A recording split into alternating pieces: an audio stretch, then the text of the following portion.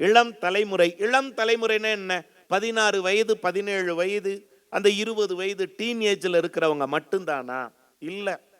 இன்னைக்கெல்லாம் சின்ன பையன் அம்மாட்ட சொல்றான், ஒரு 4வது 5வது 4th standard R 5th standard தான் படிப்பான். அவன் நாலேஜுக்கு அவங்க அம்மாட்ட சொல்றான், உங்க வீட்டுக்கார்ட்ட சொல்லி வை. யாரா வீட்டுக்காரு? உங்க அப்பா தான். உங்க வீட்டுக்கார்ட்ட சொல்லி வை, அடிக்கடி என் ரூட்ல கிராஸ் பண்றார்.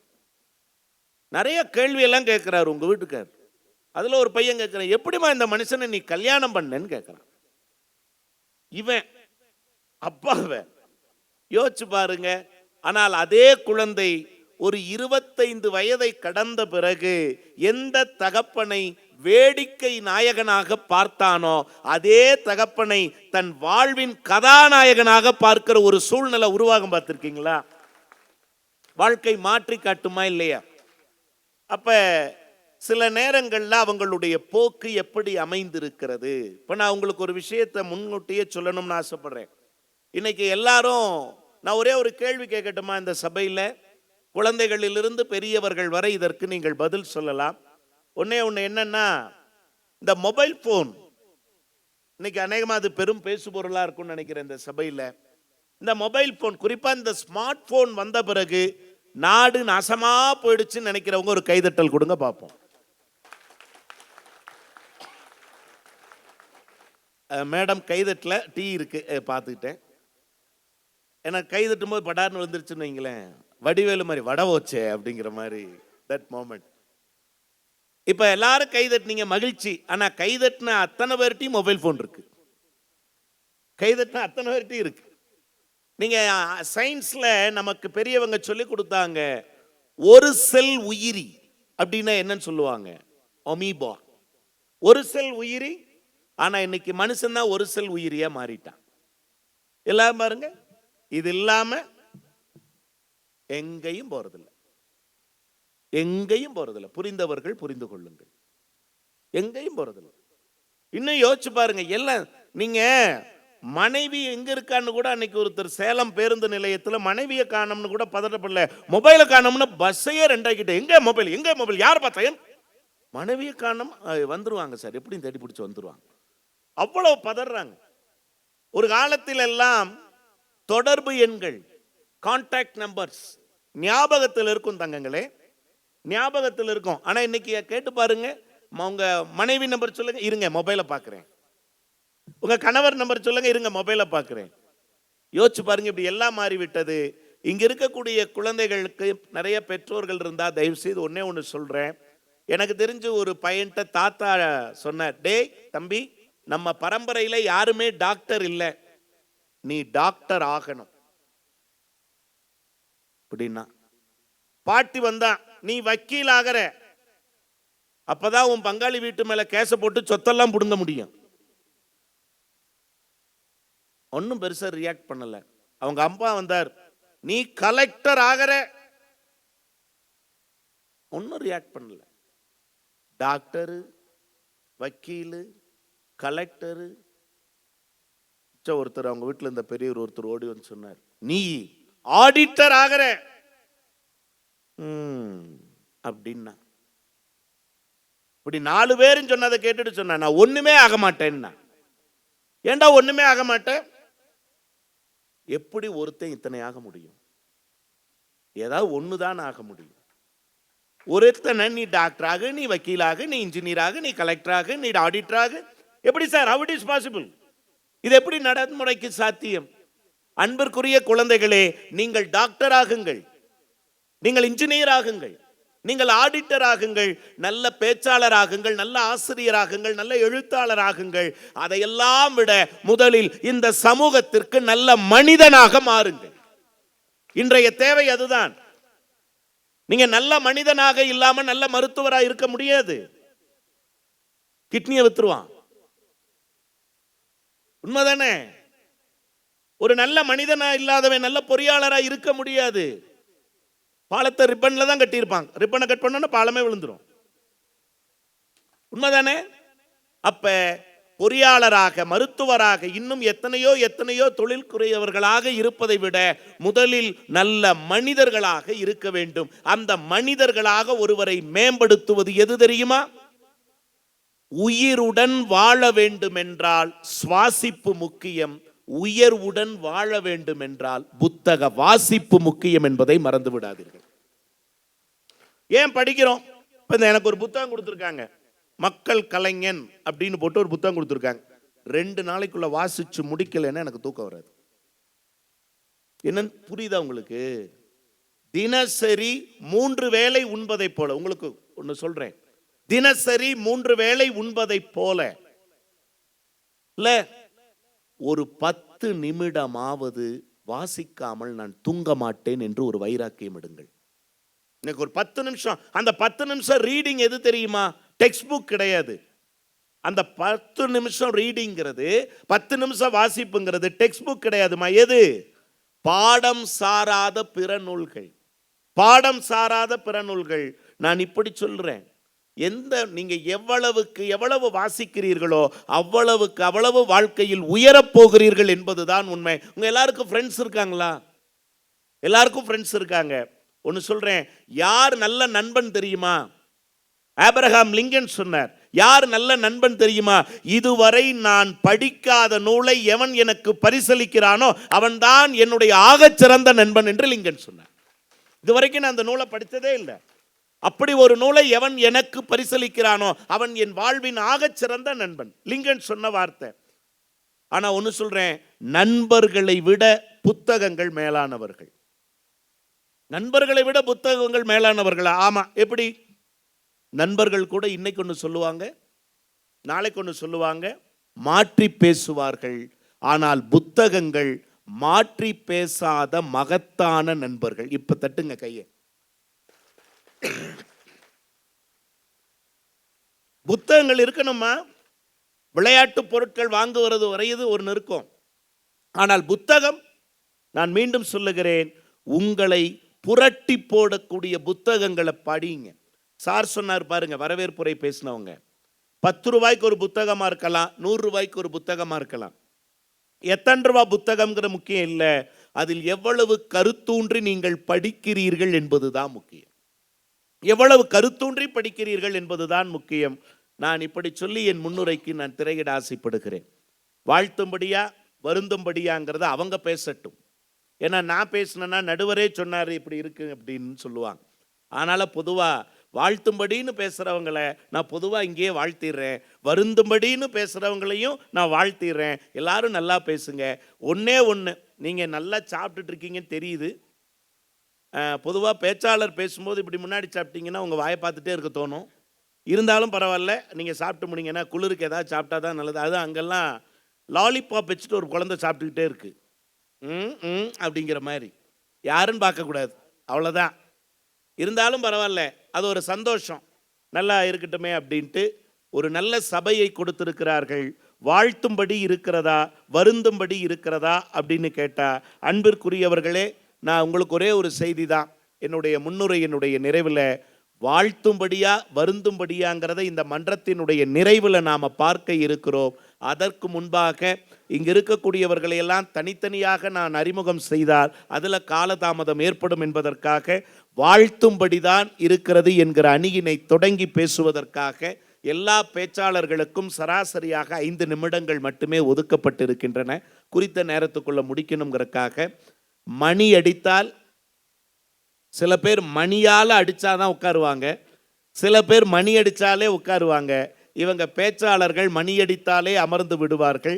ஆகவே ஒரு முதல் மணிக்கே அமர்ந்து விடக்கூடிய நாகரிகம் கொண்ட இந்த பேச்சாளர் பெருமக்களுக்கும் அன்பான என் வாழ்த்துதலை சொல்லி, வாழ்த்தும்படிதான் இருக்கிறது இன்றைய இளம் தலைமுறையினருடைய போக்கு என்பதை பேசுவதற்காக மரியாதைக்குரிய கோத்தகிரி கட்டுமான தொழிலாளர்கள் சங்கத்தினுடைய மாவட்ட செயலாளராக அமைந்திருக்கக்கூடிய சிறந்த சிந்தனையாளர், நல்ல எழுத்தாளர், மரியாதைக்குரிய அன்பு சகோதரர் திருவாளர் தாமரை செல்வன் அவர்களை உங்கள் கைதட்டலோடு அழைக்கிறேன். இளைய தலைமுறையின் போக்கு வாழ்த்தும்படி உள்ளதா வருந்தும்படி உள்ளதா? நடுவர் அவர்களை ஒன்றை மட்டும் நீங்கள் பார்க்கணும். இன்றைக்கு கேட்கக்கூடிய இளைஞர்கள் உலகமே போற்றுகின்ற வகையில் இருக்கிறார்கள் நடுவர் அவர்களை. இன்னைக்கு பார்த்தீங்கன்னா இன்றைக்கு இந்த தமிழகம் மட்டுமல்ல, இந்தியா மட்டுமல்ல, உலகமே போற்றக்கூடிய ஒரு இளைஞன் இன்றைக்கு பார்த்தீங்கன்னா மதுரையில் பிறந்து சென்னையில் வளர்ந்து இன்றைக்கு அமெரிக்காவில் கூகுள் என்கின்ற நிறுவனத்திலே சிஓவாக இருக்கிற ஒரு இளைஞன் இன்றைக்கு வாழ்த்தும்படி இருக்கிறாரா, வருந்தும்படி இருக்கிறாரா? நடுவர் அவர்களை வாழ்த்தும்படி தானே இருக்காரு. அவர் பேரையும் சொல்லிட்டீங்கன்னா சந்தோஷப்படுவாங்க. அவருடைய பேர் சுந்தர் பிச்சை. ஒரு கைதட்டல் கொண்டு இப்ப கைதட்டல் ஏன் சொல்றேன்னா, அதாவது வெள்ளைக்காரர்கள் 200 ஆண்டுகளுக்கு மேலாக நம் இந்திய திருநாட்டை அடிமைப்படுத்தினார்கள். அது மட்டும் இல்லாம இந்தியர்கள் என்றால் வேலைக்காரர்கள் என்று பார்த்த நம் சமூகத்தை இந்தியர்கள் வேலைக்காரர்கள் அல்ல, உலகின் தலை சிறந்த மூளைக்காரர்கள் என்று மாற்றி காட்டியவர் சுந்தர் பிச்சை. அவருடைய போக்கு வாழ்த்தும்படி இருக்கிறதா, வருந்தும்படி இருக்கிறதான்னு கேட்டிருக்காங்க. மகிழ்ச்சி. நன்றி நடுவர் அவர்களே. அது மட்டுமல்ல, சுவாமி விவேகானந்தர் என்ன சொல்லியிருக்காரு நடுவர் அவர்களே? இந்தியாவை மாற்றி காட்டுகிறேன், ஆனால் வலுவான உடலும் பொலிவான முகமும் தெளிவான சிந்தனையும் உள்ள 10 இளைஞர்களை கொடுங்கன்னு தான் சொன்னார். அந்த 10 இளைஞர்கள் இந்த நாட்டையே மாற்றக்கூடியவர்கள் இன்றைக்கு இருக்கக்கூடிய இளைஞர் நடுவர் அவர்கள். சாருக்கு நான் உண்மையிலுமே பாராட்டுறேன். விவேகானந்தர் சொன்ன போது 100 இளைஞர்களை கொடுங்கள்னாரு. ஆனா சார் அதை ஏன் 10 குறைச்சார்னு இப்பதான் எனக்கு தெரியுது. நம்ம நீலகிரிஸ்ல 100 எல்லாம் வேண்டாம், 10 பேரே போதுங்கிறதுனாலதான் 10 இளைஞர்களை கொடுங்கள்னு அவரை சுருக்கிட்டாருன்னு நினைக்கிறேன். அவருக்கு இதுக்காகவே ஒரு கைதட்டல் கொடுக்கலாம். கொடுத்ததே 5 நிமிடங்கள் நடுவர்கள், அதான் 100 அப்படியே 10 அதுக்காகவே 100. ஆஹா சார், அருமை சார். அடுத்து நடுவர் அவர்களை இன்னைக்கு பாத்தீங்கன்னா இன்னொரு 5 கூட வச்சிருந்தீங்கன்னா அதை ஒன்னாக்கிருங்க சார். நடுவர் அவர்களை இன்னைக்கு தென்காசிய தடகள போட்டியில் இன்னைக்கு பார்த்தீங்கன்னா 20 தங்கப்பதக்கம், 20 வெள்ளிப்பதக்கம், 18 வெண்கலங்களை வென்றிருக்கிற இந்த இளைஞர்கள் தான் நடுவர்களே இன்றைக்கு வாழ்த்தும்படியாக இன்றைக்கு இந்தியாவையே உலக நாடுகள்லாம் வியக்குவதையும் பார்க்கிறது இன்றைக்கு. அது மட்டுமல்ல நடுவர் அவர்களை, ஜல்லிக்கட்டு மதுரையில் நடக்கிறதுக்கு நம்ம எவ்வளோ பாடுபட்டோம், எவ்வளோ பிரச்சனை, எத்தனை போராட்டம், எத்தனை ஆர்ப்பாட்டம், ஆனா அதெல்லாம் ஒண்ணுமே எடுபடலை. ஆனா சென்னையில் மெரினா கடற்கரையில் இங்க இருக்கக்கூடிய இளம் தலைமுறைகள் அனைவரும் ஒன்று சேர்ந்து ஒரே 2-3 நாள்ல அந்த மாபெரும் ஜல்லிக்கட்டை நடத்துவதற்கு நமக்கு வாங்கி கொடுத்தவர்கள் இன்றைக்கு இருக்கக்கூடிய இளைய தலைமுறைகள் நடுவர் அவர்களே. ஒரு நல்ல கைதட்டல் கொடுங்க. ஜல்லிக்கட்டு போராட்டத்தை முன்னெடுத்தவர்கள் இளைஞர்கள் தானே. மகிழ்ச்சி சார். அடுத்து பாத்தீங்கன்னா நடுவர் அவர்களே, இன்னைக்கு பாத்தீங்கன்னா நீலகிரி மாவட்டத்தில் கூடலூர் பகுதியில் சேரம்பாடிங்கிற இடத்துல சாதாரண தோட்ட தொழிலாளருடைய மகன் காளிமுத்துன்ற அவருடைய பையன் இன்னைக்கு பார்த்தீங்கன்னா இன்பரசன் IAS அவர்கள் இன்றைக்கு கேரளாவில் இன்றைக்கு காசர்கோடு என்கின்ற ஒரு இடத்துல கலெக்டரா இருக்கார். சபாஷ். இன்றைக்கு அந்த இளைஞன் இன்றைக்கு ஒரு தோட்ட தொழிலாளியின் மகன் மாவட்ட ஆட்சியராக இந்திய திருநாட்டில் மாற முடிகிறது என்றால் அதற்கு காரணம் தந்தையினுடைய உழைப்பு, அவருடைய உழைப்பு என்பதை காட்டிலும் புத்தக வாசிப்பு ஒருவரை ஆட்சியராக்கி இருக்கிறது என்பதுதான் உண்மை. வாழ்த்தும்படி தானே இருக்கு. வாழ்த்தும்படி தானே நடுவருக்கு. இவங்க எதிரணியில இருக்கவங்க இவரை வருந்தும்படி இருக்குன்னு சொன்னா ஏத்துக்குவாங்களா நடுவர் அவர்களை? இன்னைக்கு உலகமே தெரியாம வந்துட்டாங்க. அதான் அணி தெரியாம வந்து உட்காந்துருக்காங்க நடுவர் அவர்களை. அடுத்து பாத்தீங்கன்னா இன்னைக்கு இந்த எதிர் அணியினருக்கு ஒரே ஒரு வேண்டுகோள் மட்டும் வைக்கிற நடுவர் அவர்களை. அந்த ஒரு வேண்டுகோளோட நிறைவு உன்னோட ஏன்னா இப்ப நேரம் கருதி நான் கேட்கிறேன், அந்த 4 பேரும் போய் உங்க பையனை பார்த்து, தங்கச்சி போய் உங்க தம்பியவோ அண்ணனையோ பார்த்து உன்னையெல்லாம் பார்த்தா வருந்தும்படி இருக்குன்னா விரட்டி விட்டுருவாங்களா இல்லையா நடுவர் அவர்களை? விரட்டி விட்டுருவாங்களா? வீட்டை விட்டா விரட்டி விட்டுருவாங்க. ஏயா வாழ்த்தும்படி என்னை நான் வளர்ந்துக்கிட்டு வர்றேன், என்னை வாழ்த்தாம வருந்தும்படி இருக்கிறியா, உன்னை பார்த்தா நான் வருந்துவானா, ஏப்பா உன்கிட்ட இருந்தா நான் பொழைப்பனா அப்படி நினைப்பாங்களே நடுவர் அவர்களை. பட்டிமன்றம் பேச வந்தாங்க, குடும்பத்தில் எதுவும் குழப்பத்தை ஏற்படுத்தி விட்டுறாதீங்க. இல்ல இப்படி இருக்கு நடுவர் அவர்களை.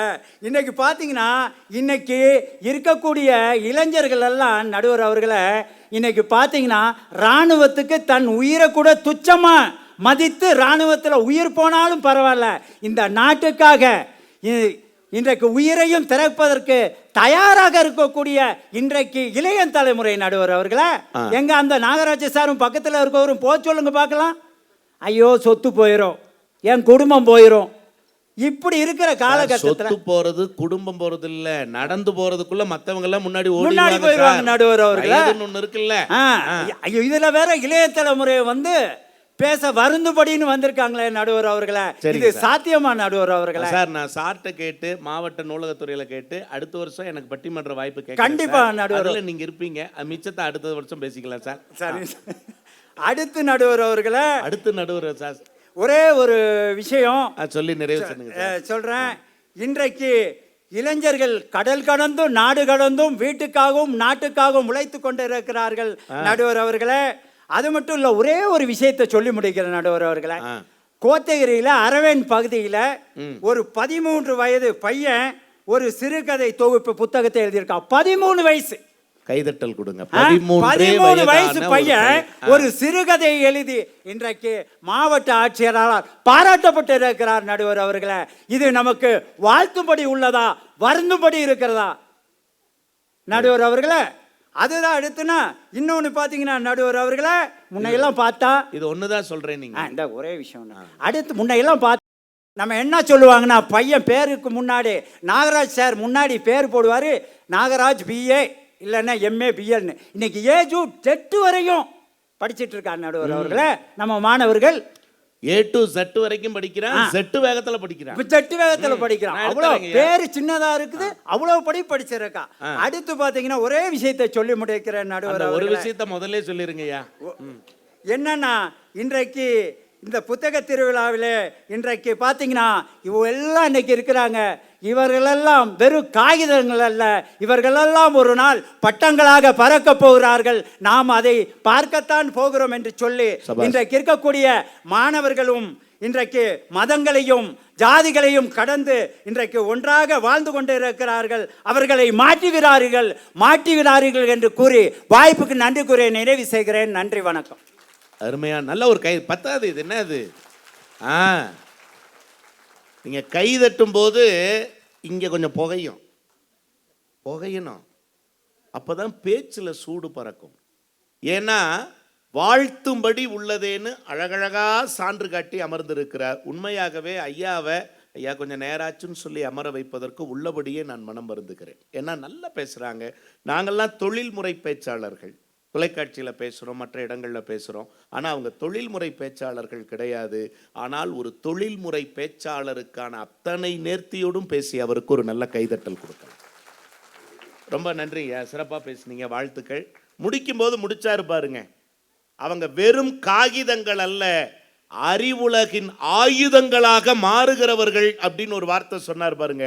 அதை இந்த மன்றம் குறித்து வைத்திருக்கிறது என்பதை சொல்லி, இல்லை என்ன வாழ்த்தும்படி இருக்கிறது, அதுக்காகவா ஒரு வாரமா உட்காந்து நான் பாயிண்ட் எழுதிக்கிட்டு இருக்கேன் அப்படின்னு இல்லை வருந்தும்படிதான் உள்ளது என்று பேசுவதற்காக குன்னூர் ஸ்டான்ஸ் பள்ளியினுடைய தமிழாசிரியர் திருவாளர் துரைராஜ் அவர்கள் உங்கள் கைதட்டலோடு. இந்த மாதிரி இடத்துல கைதட்டிருங்க, எனக்கு பாதுகாப்பா இருக்கும்.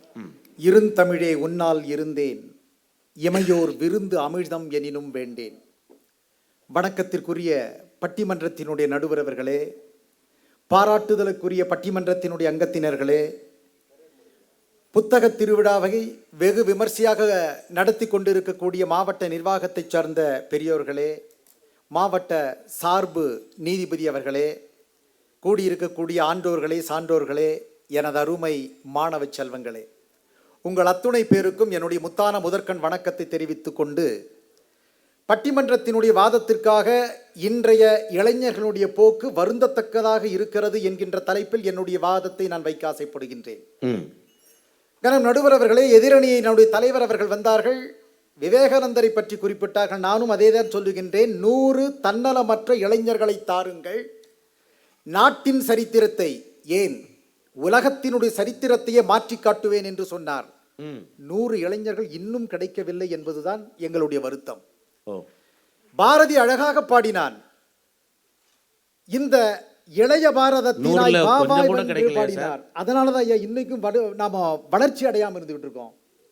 இளைய பாரதத்தினாய் வா வா வா என்று பாடிக்கொண்டுதான் பாரதி இருந்தான். இளைய பாரதம் வந்த பாடில்லை. இன்றைக்கும் வருந்தும்படியாகத்தான் இளைய பாரதம் மாறிக்கொண்டிருக்கிறது. உன் கட்டை விரலை விட இமயம் குட்டை என்று எடுத்துச் சொல் என்று சொன்னானே தாரா பாரதி அவர்கள். ஆனால் அத்தகைய ஆற்றல் மிக்க இளைஞர்கள் இன்றைக்கு எந்த நிலையிலே இருந்து கொண்டிருக்கிறார்கள் என்பதை சுட்டத்தான் நாங்கள் 4 பேரும் இங்கே வந்திருக்கிறோம். ஐயா சொன்ன கவிதை ரொம்ப அருமையான கவிதை. குழந்தைகளுக்கு மறக்காமல் சொல்லிக் கொடுங்கள். வெறுங்கை என்பது மூடத்தனம், உன் விரல்கள் 10மே மூலதனம், கருங்கல் பாறையும் நொறுங்கி விழும், உன் கைகளில் பூமியே சுழன்று வரும். ஒரு நல்ல கைதட்டல் கொடுங்க. அற்புதமான கவிதை. நடுவர் அவர்களே, இளைஞர்களோடு வாழ்ந்தவர், இளைஞர்களுக்காகவே பேசியவர், இளைஞர்களுக்காகவே எழுதியவர் ஒருவர் இருக்கின்றார் என்றால் அது நம்முடைய முன்னாள் குடியரசுத் தலைவர் ஏபிஜே அப்துல் கலாம் ஐயா அவர்கள். ஏபிஜே அப்துல் கலாம் ஐயா அவர்கள் ஒரு முறை பிரம்மபுத்திரா நதிக்கரையிலே அந்த நதியினுடைய வேகத்தை அழகை பார்ப்பதற்காக சென்றார். அந்த நதி இறுதியில் எங்கே கலந்தது என்று பார்க்கிற பொழுது அத்தனை நதி நீரும் வீணாக வங்கக்கடலிலே கலந்து கொண்டிருப்பதை பார்த்து வருத்தப்பட்டு தன்னுடைய புத்தகத்திலே ஒரு வரியை எழுதினார். இந்திய இளைஞர்களுடைய திறமைகளைப் போலவே நதி நீரும் இப்பொழுது வீணாகி கொண்டிருக்கிறது என்று பதிவு செய்கிறார் என்றால் இளைஞர்களுடைய போக்கு இன்றைக்கு எந்த அளவுக்கு கீழான நிலையில் சென்று கொண்டிருக்கிறது என்பதை சிந்தித்து பார்க்க வேண்டும். அந்த வரி பாருங்க, ஒரு உவமைக்கு எதை பயன்படுத்தி இருக்கிறார் டாக்டர் கலாம்? இந்திய இளைஞர்களின் திறமையைப் போலவே நதிநீரும் வீணாகி கொண்டிருக்கிறது என்று ஒரு வார்த்தை. இது எவ்வளவு வலிமிகுந்த வார்த்தைகள்.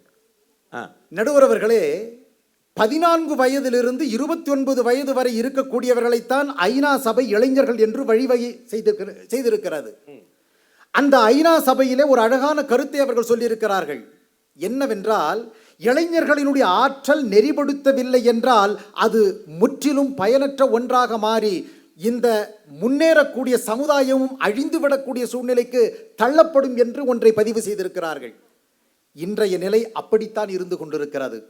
இளைஞர்களுடைய போக்கை நாம் சற்றே ஆராய்ந்து பார்த்தோமையானால், நடுவர் அவர்களே, இன்றைக்கு இளைஞன் என்று சொல்லக்கூடியவன் முக்கால் பேண்ட் அணிந்து கொண்டு தலையிலே ஒரு கொண்டையை போட்டுக்கொண்டு காதிலே 2 கடுக்கன்களை மாட்டிக்கொண்டு தன்னுடைய அப்பன் சம்பாதித்து கொடுத்த அந்த காசில் ஒரு பைக்கை வாங்கி கொண்டு கையிலே ஒரு செல்போனை ஏந்தி கொண்டு 100 கிலோமீட்டர் வேகத்திலே சென்று 108 வாகனத்திலே திரும்பி மருத்துவமனைக்கு செல்லக்கூடிய இளைஞர்கள் இன்றைக்கு எத்தனை பேர் இருந்து கொண்டிருக்கிறார்கள்? 100ல போய் 108ல ஏறிறார் சார். இத்தகைய மாணவர்கள் இன்றைக்கு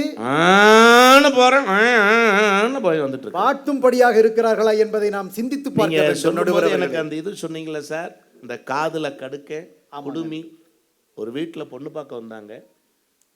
அப்பா திட்டிருக்கார், காதுல தோடு கடுக்கன் போடாதன்னா கேட்குறியாடா, சடை வளர்க்காதன்னா கேட்குறியாடா, இப்படியெல்லாம் இருக்காதன்னா கேட்குறியா, ஏப்பா என்னாச்சு? அக்காவை பொண்ணு பார்க்க வந்தவங்க உன்னை பிடிச்சிருக்குன்ட்டு போயிட்டாங்கடான்னு. நிதர்சனமான உண்மை. என்ன ஆகுதுன்னு தெரிய மாட்டேங்குது. இன்றைக்கு பையங்க செய்ய வேண்டியதெல்லாம் பிள்ளைய செய்யுது, பிள்ளைய செய்ய வேண்டியதெல்லாம் பையன் செய்யறான். இது எங்க போகும் தெரியல. அதுதான் வாழ்த்தும்படி இருக்கிறதான்னு கேட்குறீங்க. அதை தான் நான் கேட்கின்றேன் நடுவர் அவர்களே. இன்று ஆண் பெண் வேறுபாடு இல்லாமல் வாழ்ந்து கொண்டிருக்கக்கூடிய ஒரு சமூகத்திலே நாம் இருந்து கொண்டிருக்கிறோம். நடுவர் அவர்களே, இன்றைக்கு அலாவுதீன் கையில் இருக்கக்கூடிய அற்புத விளக்கு போன்றது செல்போன் என்கின்ற ஒன்று. ஆனால் இந்த செல்போன் இன்றைக்கு எல்லா இளைஞர்களுடைய கையிலும் இருந்து கொண்டிருக்கிறது. அதான் சார் தேய்ச்சிக்கிட்டே இருக்கானே வச்சு. பல்லை தேய்க்கிறானோ இல்லையோ செல்போனை தேய்த்து கொண்டிருக்கக்கூடிய இளைஞர்கள் இன்றைக்கு உண்டு. பல்லு ஏன் சார் விளக்கணும்ங்கிறான் சில பேர்லாம். அதுதான் கேட்ட ஏன்டா பல்லு விளக்கு, சிங்கம் எல்லாம் பல்லு விளக்கு தாங்கிறான். புத்தகத்தை படிக்க வேண்டிய அந்த மாணவர்கள் இன்றைக்கு புத்தகத்தை திருப்பி கொண்டிருக்கிறார்கள். தங்களுடைய கிராமத்தை பற்றி தெரிந்திருக்கிறாரா இல்லையா, ஆனால் இன்ஸ்டாகிராமிலே என்ன செய்வது என்று தெரிந்து கொண்டிருக்கிறார். கிராமத்தை பத்தி தெரிந்திருக்கிறானா இல்லையா, இன்ஸ்டாகிராம பத்தி தெரிஞ்சிருக்கா சார். Super sir. நடுவர் அவர்களே, ஒரே ஒரு செய்தியை நான் நம்முடைய காவல்துறை உயர் அதிகாரி நம்முடைய கலியமூர்த்தி அவர்கள் சொன்ன ஒரு நிகழ்வை நான் இந்த இடத்திலே சுட்டி காட்டிக்கொள்ள ஆசைப்படுகின்றேன். நிறைவா சொல்லுங்க சார். நிறைவான பேச்சாக அதை நான் அமைத்துக் கொள்கின்றேன். நடுவர் அவர்களே, ஒன்று கல்லூரி படிக்கக்கூடிய ஒரு மாணவி ஹரியானாவில் இருக்கக்கூடிய ஜிண்டல் என்று என்று சொல்லக்கூடிய ஒரு சட்டக்கல்லூரியில் படிக்கின்றாள். ஃபேஸ்புக் என்று சொல்லக்கூடிய அந்த இணையதளத்தில் இணைந்து ஒரு ஃப்ரெண்ட்ஸ் ரெக்வெஸ்டில் அவள் யாரோ ஒருவரிடத்திலே ஃப்ரெண்டாக மாறுகின்றாள். காலப்போக்கில் அது காதலாக மலர்கிறது. காதல் ஆன பின்பு நடந்த சம்பவம் இன்றைக்கு நம்முடைய சமுதாயத்தையே சிந்திக்க வைக்கக்கூடிய ஒன்றாக மாற்றி இருக்கிறது. அவள் சீரழிக்கப்பட்டாள். சீரழித்த பின்பு நான் சுருக்கமாக சொல்லுகின்றேன், ஒரு பெண் நீதிபதியால் அந்த மாணவர்களுக்கு இன்றைக்கு 20 ஆண்டுகள் கடுங்காவல் தண்டனை விதிக்கப்பட்டிருக்கிறது என்றால் இளைய சமூகம் எங்கு நோக்கி சென்று கொண்டிருக்கிறது என்பதை நாம் சிந்தித்து பார்க்க வேண்டும். சொல்லப்போனால்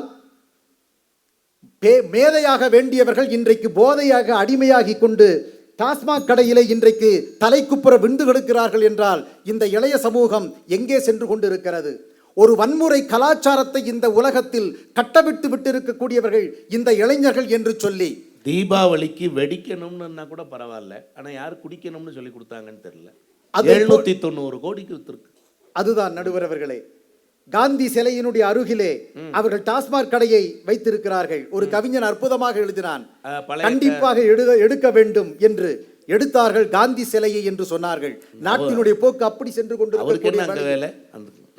இன்றைக்கு மது என்று சொல்லக்கூடிய ஒன்றுக்கு அடிமையாகி கொண்டு தங்களுடைய வாழ்க்கையை சீரழித்துக் கொண்டு வரக்கூடியவர்கள் இளைஞர்களே என்று சொல்லி அவர்களுடைய செயல்பாடுகள் பாராட்டும்படியாக இல்லை, அது வருந்தும்படியாகத்தான் உள்ளது என்று சொல்லி வாதத்திற்கு முற்றுப்புள்ளி வைத்து நிறைவு செய்கிறேன். நன்றி, வணக்கம். அருமை. நல்ல ஒரு கைதட்டல் கொடுங்க. கடகடன்னு போயிடலாம். நான் உண்மையிலேயுமே சாரு நான் சொன்னேன், அவர் ஒரு தமிழாசிரியருக்கே உரிய தொனியோடு மிக ஏற்றமான கருத்துக்களை எளிமையாக எடுத்துரைத்த ஐயா துரைராஜ் அவர்களின் கருத்தை இந்த மாமன்றம் பாராட்டுகிறது உங்கள் கைதட்டலோடு. அவர் ஒரு வார்த்தை சொன்னாரு, முகநூலில் யாருன்னே தெரியாதவர்களோடு பழகியதன் காரணத்தால் ஒரு பெண் தன் முகவரியையே இழந்து போனாலே இந்த போக்கு வாழ்த்தும்படி இருக்கிறதா வருந்தும்படி இருக்கிறதா என்று கேட்டார். தீர்ப்பிலே சில விஷயங்களை பார்க்கலாம். ஆகவே அவருக்கு மறுப்பு சொல்லுவதற்காக இளம் தலைமுறையினர் குறித்து மூத்த தலைமுறையினர்கள் அணித்தலைவர்களாக பேசியிருக்கிறார்கள். இளம் தலைமுறையினரை இப்பொழுது பேச வருகிறார்கள். செல்வி மதுமிதா அவர்கள் வாழ்த்தும்படிதான் இருக்கிறது. பார்த்தீங்க அப்படின்னா இலக்கியம்ல 1ஆம் ஆண்டு படிக்கக்கூடிய நம்முடைய மாணவி ரொம்ப சிறப்பாக பேச வந்திருக்காங்க. ஒரு நல்ல பலத்த கைதட்டல் கொடுங்க. அருமையான நேரத்தை கருத்தில் கொண்டு நெற்றிக்கண் திறப்பினும் குற்றம் குற்றமே எனும் நக்கீரர் வழிவந்த நடுவர் அவர்களுக்கும் என் அருமை அணியினருக்கும் எதிரணியினருக்கும் அவையோர் அத்தனை பேருக்கும் இந்த நிகழ்வை அருமையாக நடத்தி கொண்டிருக்கும் நீலகிரி மாவட்ட நிர்வாகத்திற்கும் எனது முத்தான வணக்கங்களை உரித்தாக்கிக் கொள்கிறேன்.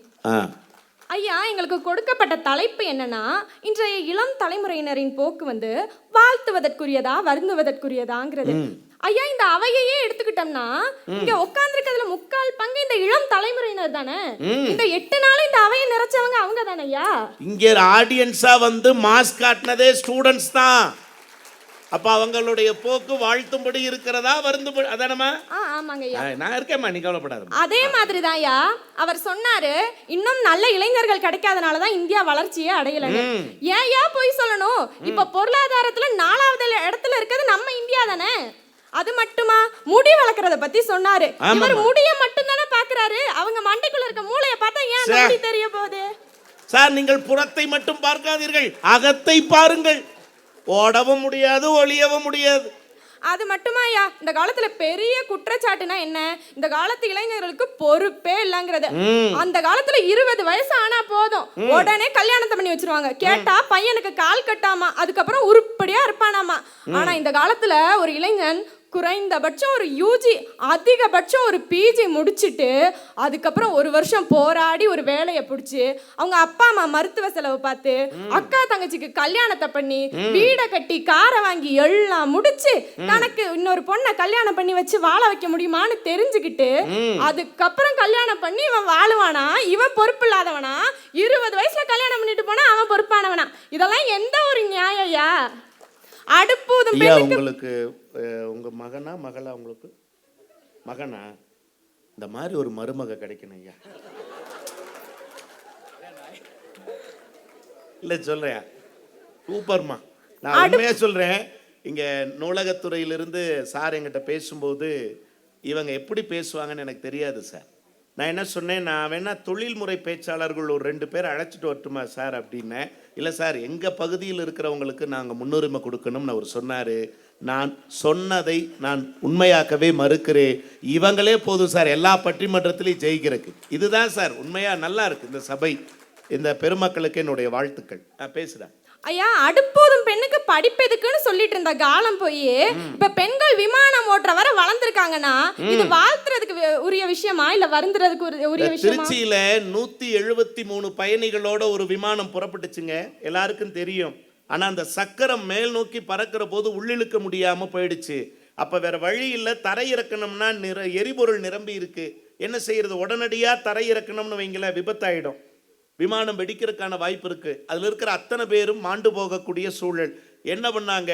அப்படியே புதுக்கோட்டை திருச்சின்னு பார்க்காம 2.5 மணி நேரம் அங்கேயே வட்டம் அடிச்சாங்க.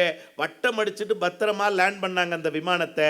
அதனை இயக்கிய முதன்மை விமானியே ஒரு பெண் தானே, இளம் தலைமுறை தானே. யோசிச்சு பாருங்க. அப்ப இளம் தலைமுறையினர் வாழ்த்தும்படி இருக்கிறார்களா, வருந்தும்படி இருக்கிறார்களா? சபாஸ்மா ஐயா, அந்த காலத்துல கலைவாணர் பாடினாராமா, விஞ்ஞானத்தை வளர்க்க போறண்டி, மேனாட்டார விருந்து கலைச்சு காட்ட போறண்டி, விஞ்ஞானத்தை வளர்க்க போறண்டி, மேனாட்டார விருந்து கலைச்சு காட்ட போறண்டி, நெல்லு குத்தமா வரைக்க நீர் அரைக்க ஒரு மிஷினு, அள்ளும் பகலும் ஆக்கி அரைக்க ஒரு மிஷினு. ஆனா அவர் பாடினத கனவா நினைச்சு பாடினாரு. அதை நிஜமாக்கி இப்ப நெல்லு குத்தவும் மாவரைக்கவும் நீர் அரைக்கவும், ஏன் அள்ளும் பகலும் ஆக்கி அரைக்க வர மைக்ரோவன் கண்டுபிடிச்சாங்க இல்லையா? பட்டனை தட்டி விட்டா தட்டுல இட்லி வரணும். யாருங்க இன்னைக்கு வந்துருச்சுல்ல. அவர் அன்னைக்கு சொன்னதெல்லாம் இன்றைக்கு நிறைவேறி இருக்கிறது என்றால் அவர் சொன்னது நிறைவேறியதா அப்படிங்கிறத விட சொன்னதை நிறைவேற்றுகிற ஆற்றலுடைய இளைஞர்கள் இருப்பதால் தானே அதெல்லாம் இன்னைக்கு நிறைவேறுச்சு. அருமமா. அது மட்டுமா ஐயா, எங்க நீலகிரி மாவட்டத்தையே எடுத்துக்கிட்டா இங்க இருக்க மிக முக்கியமான ஒரு பிரச்சனை. இது ஒரு மேடான ஒரு ஊரு, நிலச்சரிவு. இதுக்கு இப்ப பள்ளி படிச்சிட்டு இருக்க உதகை அரசு மாதிரி பள்ளியில படிச்சிட்டு இருக்க ஒரு மாணவன் தான் இப்போ நிலச்சரிவை முன்கூட்டியே கணிக்கிற விதமா ஒரு கருவியை கண்டுபிடிச்சிருக்காங்க. இதெல்லாம் வாழ்த்துறதுக்குரிய ஒரு விஷயம் தானையா? அருமமா. அது மட்டுமா ஐயா, எப்பயுமே யாரு என்ன சொன்னாலும் எங்களை பொறுத்த வரைக்கும் இளம் தலைமுறை தான் ஐயா எப்பயுமே சூப்பர். எங்களுக்கு சூப்பரான ஒண்ணு பட்டாசுனா வெடிக்கும். எங்க இளம் தலைமுறையை எல்லாருக்குமே பிடிக்கும் ஐயா. பட்டாசுனா வெடிக்கும், இளம் தலைமுறைனா எல்லாருக்குமே. பட்டிமன்றத்துல பஞ்ச் இருக்கணும். ஐயா, வானத்துல இருக்கிறது ஸ்டார், எங்க இளம் தலைமுறை தான் ஐயா எப்பவுமே சூப்பர் ஸ்டார். அம்மா 5 5 10 உன் பேச்சு தாமா கெத்து. கைதட்டு போ. ஐயா, என்னோட நேரம் இங்க இருக்க நேரத்தை கருத்தில் கொண்டு, நேரம் முடிஞ்சுமா, இருந்தாலும் அது ஓவர் டைம்ல தான் போயிட்டு. நேரத்தை கருத்தில் கொண்டு இவ்வளவு நேரம் எனக்கு வாய்ப்பு கொடுத்ததுக்கும் என் வாய்மொழியை கேட்டதுக்கும் அனைவருக்கும் நன்றி கூறி விடைபெறுகிறேன். நன்றி, வணக்கம். சார், நூலகத்துறை அந்த அன்பர்களுக்கு ஒரு வேண்டுகோள். என்னால் முடியல சார், ஏன்னா நல்லா பேசுகிறாங்க பிள்ளைகள், பெரியவங்கள்ல இருந்து. இந்த கட்டுப்பாடில்லாத இலக்கியத்தாகமுடைய இந்த இளம் தலைமுறையினர் நாளை நீலகிரி புத்தக திருவிழாக்களின் முதன்மை விருந்தினர்களாக அமர வேண்டும். எனக்குடைய ஆசை அதுதான். ஏன்னா எவ்வளோ அழகாக பேசுகிறேன் சார். நீங்கள் ஆங்கிலத்தில் ஒரு பன்மொழி உண்டு, என்ன தெரியுங்களா? Brevity is the soul of wit. என்ன அர்த்தம் தெரியுங்களா? சுருங்க சொல்லுதல் அறிவோர்க்கு அழகு. நீங்கள் 1 மணி நேரம் சொற்பொழிவு பண்ணுறது ஈஸி சார். ஆனால் 1 மணி நேர விஷயத்தை 5 நிமிஷத்தில் கிறிஸ்பியாக கொடுக்கறது கஷ்டம். அதை செஞ்சுருக்கான் அந்த பிள்ளை. வாழ்த்துறேம்மா. நீலகிரி புத்தக திருவிழா எந்த நோக்கத்திற்காக நடைபெறுகிறதோ அந்த நோக்கத்தை நிறைவு செய்வதற்கான முதல் அடையாளம் இந்த மேடையிலே புறப்பட்டு இருக்கிறது என்பதுதான் உண்மை. வாழ்த்துக்கள்மா. சார், நான் இந்த பக்கம் இருந்தா பஸ்ஸு கூட காசு வேண்டாம்ட்டு பாத நடையாவே போயிடுவேன். ஆனாலும் ஒரு இளம் தலைமுறையினருக்கு பதில் சொல்ல இன்னொரு இளம் தலைமுறையினர் இதோ போர்க்கொடி தூக்கி வருகிறது. செல்வி மேகலா, எமரால்ட் காலேஜ் ஊட்டி, பிகாம் 2ஆம் ஆண்டு பயிலக்கூடிய மாணவி. சிங்கத்தை அதனுடைய கொகையிலேயே சந்திக்க போறாங்க. தொட்டு பார்த்தால் வெறும் காகிதம், தொடர்ந்து படித்தால் அதுவே வெற்றியின் ஆயுதம். நமது நீலகிரி புத்தக திருவிழாவிற்கு வருகை தந்த அனைவருக்கும் என் முதற்கண் வணக்கத்தை தெரிவித்துக் கொள்கிறேன். இன்றைய இளைய தலைமுறையினரின் போக்கு வருந்தும்படிதாங்க உள்ளது. உதாரணத்துக்கு தொழில்நுட்பத்தின் தாக்கம் மற்றும் அடிமைத்தனமான வாழ்க்கை. இன்றைய தலைமுறையினர் பார்த்தா நடுவர் அவர்களே, 2 வயசு குழந்தை முதல் 17 வயசு பப்ளிக் எழுதுற பையன் வரைக்கும் செல்போன் யூஸ் பண்றான் நடுவர் அவர்களே. 2 வயசு குழந்தைக்கு குழந்தைய இப்ப செல்லோட தான் வந்து பறக்குதாமாம்மா. 2 வயசு குழந்தைய சாப்பிட வைக்கிறதுக்கு அதுதான் குருவி அதுதான் காக்கான்னு சொல்லி ஊட்டின காலம் போய் இந்தா செல்லு நீ சாப்பிடு இதை பார்த்து சாப்பிடுன்னு சொல்ற அளவுக்கு வந்துருச்சு நடுவர் அவர்களே. அதாவது சத்தியமான உண்மை, பெரியோர்கள் இதை உணர்ந்திருக்க வேண்டும். இதை யூடியூப்ல எப்பாவது யார் வேணாலும் பார்க்கட்டும் சொல்றேன். குழந்தைகள் அழாமல் இருக்க வேண்டுமா, செல்ல கொடுங்க. குழந்தைகள் அழாமல் இருக்க வேண்டுமா, அடம்பிடிக்காம இருக்க வேண்டுமா, செல்ல கொடுங்க. இப்படி செல்ல கொடுத்து வளர்த்த பிள்ளைகள் திசை மாறி போயிட்டாங்க. செல்லங்கொடுத்து வளர்ந்த குழந்தைகள் தவறி போவதில்லை. செல் கொடுத்து வளர்க்கிற பிள்ளைகள் தவறி போவதற்கான வாய்ப்புகள் அதிகம். நாங்க சபாஷ்மா அருமா 17 வயசு பையன் பப்ளிக் எழுதுறதுக்கு தேர்வுக்கு தேவையான புத்தகங்கள் தேவையில்லை நடுவர் அவர்களே, செல்போன் இருந்தா போதும். இப்படி செல்போனுக்கு அடிமையாக இருக்கும் இந்த தலைமுறையினரை பார்த்தா வாழ்த்த வாங்க முடியும், வருந்ததானங்க முடியும். இன்றைய தினங்களில் நாம் ஏராளமான பண்பாட்டு மாற்றங்களை சந்தித்து கொண்டிருக்கிறோம் நடுவர் அவர்களே. இது ஒரே இரவில் நடந்த மாற்றம் இல்லைங்க, காலப்போக்கில் உருவாகி வரும் ஒரு பெரிய மாறுதல். உணவு முறைகளில் மாற்றம், உடை கலாச்சாரங்களில் மாற்றம், ஏன் விழா கொண்டாட்டங்களில் கூட மாற்றம். 10 நாளைக்கு முன்னாடி நம்ம எல்லாரும் தீபாவளி கொண்டாடி இருப்போம் நடுவர் அவர்களே. அப்போ நடந்த ஒரு நிகழ்வுங்க இது. அம்மா சொல்றாங்க பையன் கிட்ட, டே காலையில சீக்கிரமா எந்திரிடான்னு. அவன் சொல்றான் டயர்டா இருக்குமான்றான். பார்த்தா பையன் 2வது தான் படிச்சுட்டு இருக்கான். அவனுக்கு என்ன நடுவர் அவர்களே டயர்டு? என்ன இதை பீரங்கி எடுத்துட்டு போர்க்காலத்துக்காக போயிட்டு வந்தேன், எதுக்கு டயர்டு? 2ஆம் கிளாஸ் படிக்கிற பையனுக்கு. சரி தலைக்கு எண்ணெயாவது வச்சு குளிடானா சொல்றான். தீபாவளி ஆஃபர்ல ஹேர் ஸ்ட்ரைட்னிங் பண்ணிட்டு வந்திருக்க, தலைக்கு எண்ணெய் வச்சா என் தலை என்னத்துக்கு ஆகுறதுங்கிறான். சரி நடுவர் அவர்களே, இதெல்லாம் ஒரு பக்கம் இருக்கட்டும். நைட் ஆயிருச்சு, வெடியாவது வெளியே போய் வெடிடானா. இன்னைக்குதான் டிவில கூலி மூவி போடுறான், அதை பார்க்க வேண்டாமா அப்படின்னு கேட்கிறான் நடுவர் அவர்களே. ஓ, டிவில கூலி முக்கியமா, வெளியில வந்து வெடி வைக்கிறது முக்கியமா? சரிங்க, இதெல்லாம் ஒரு பக்கம் இருக்கட்டும்.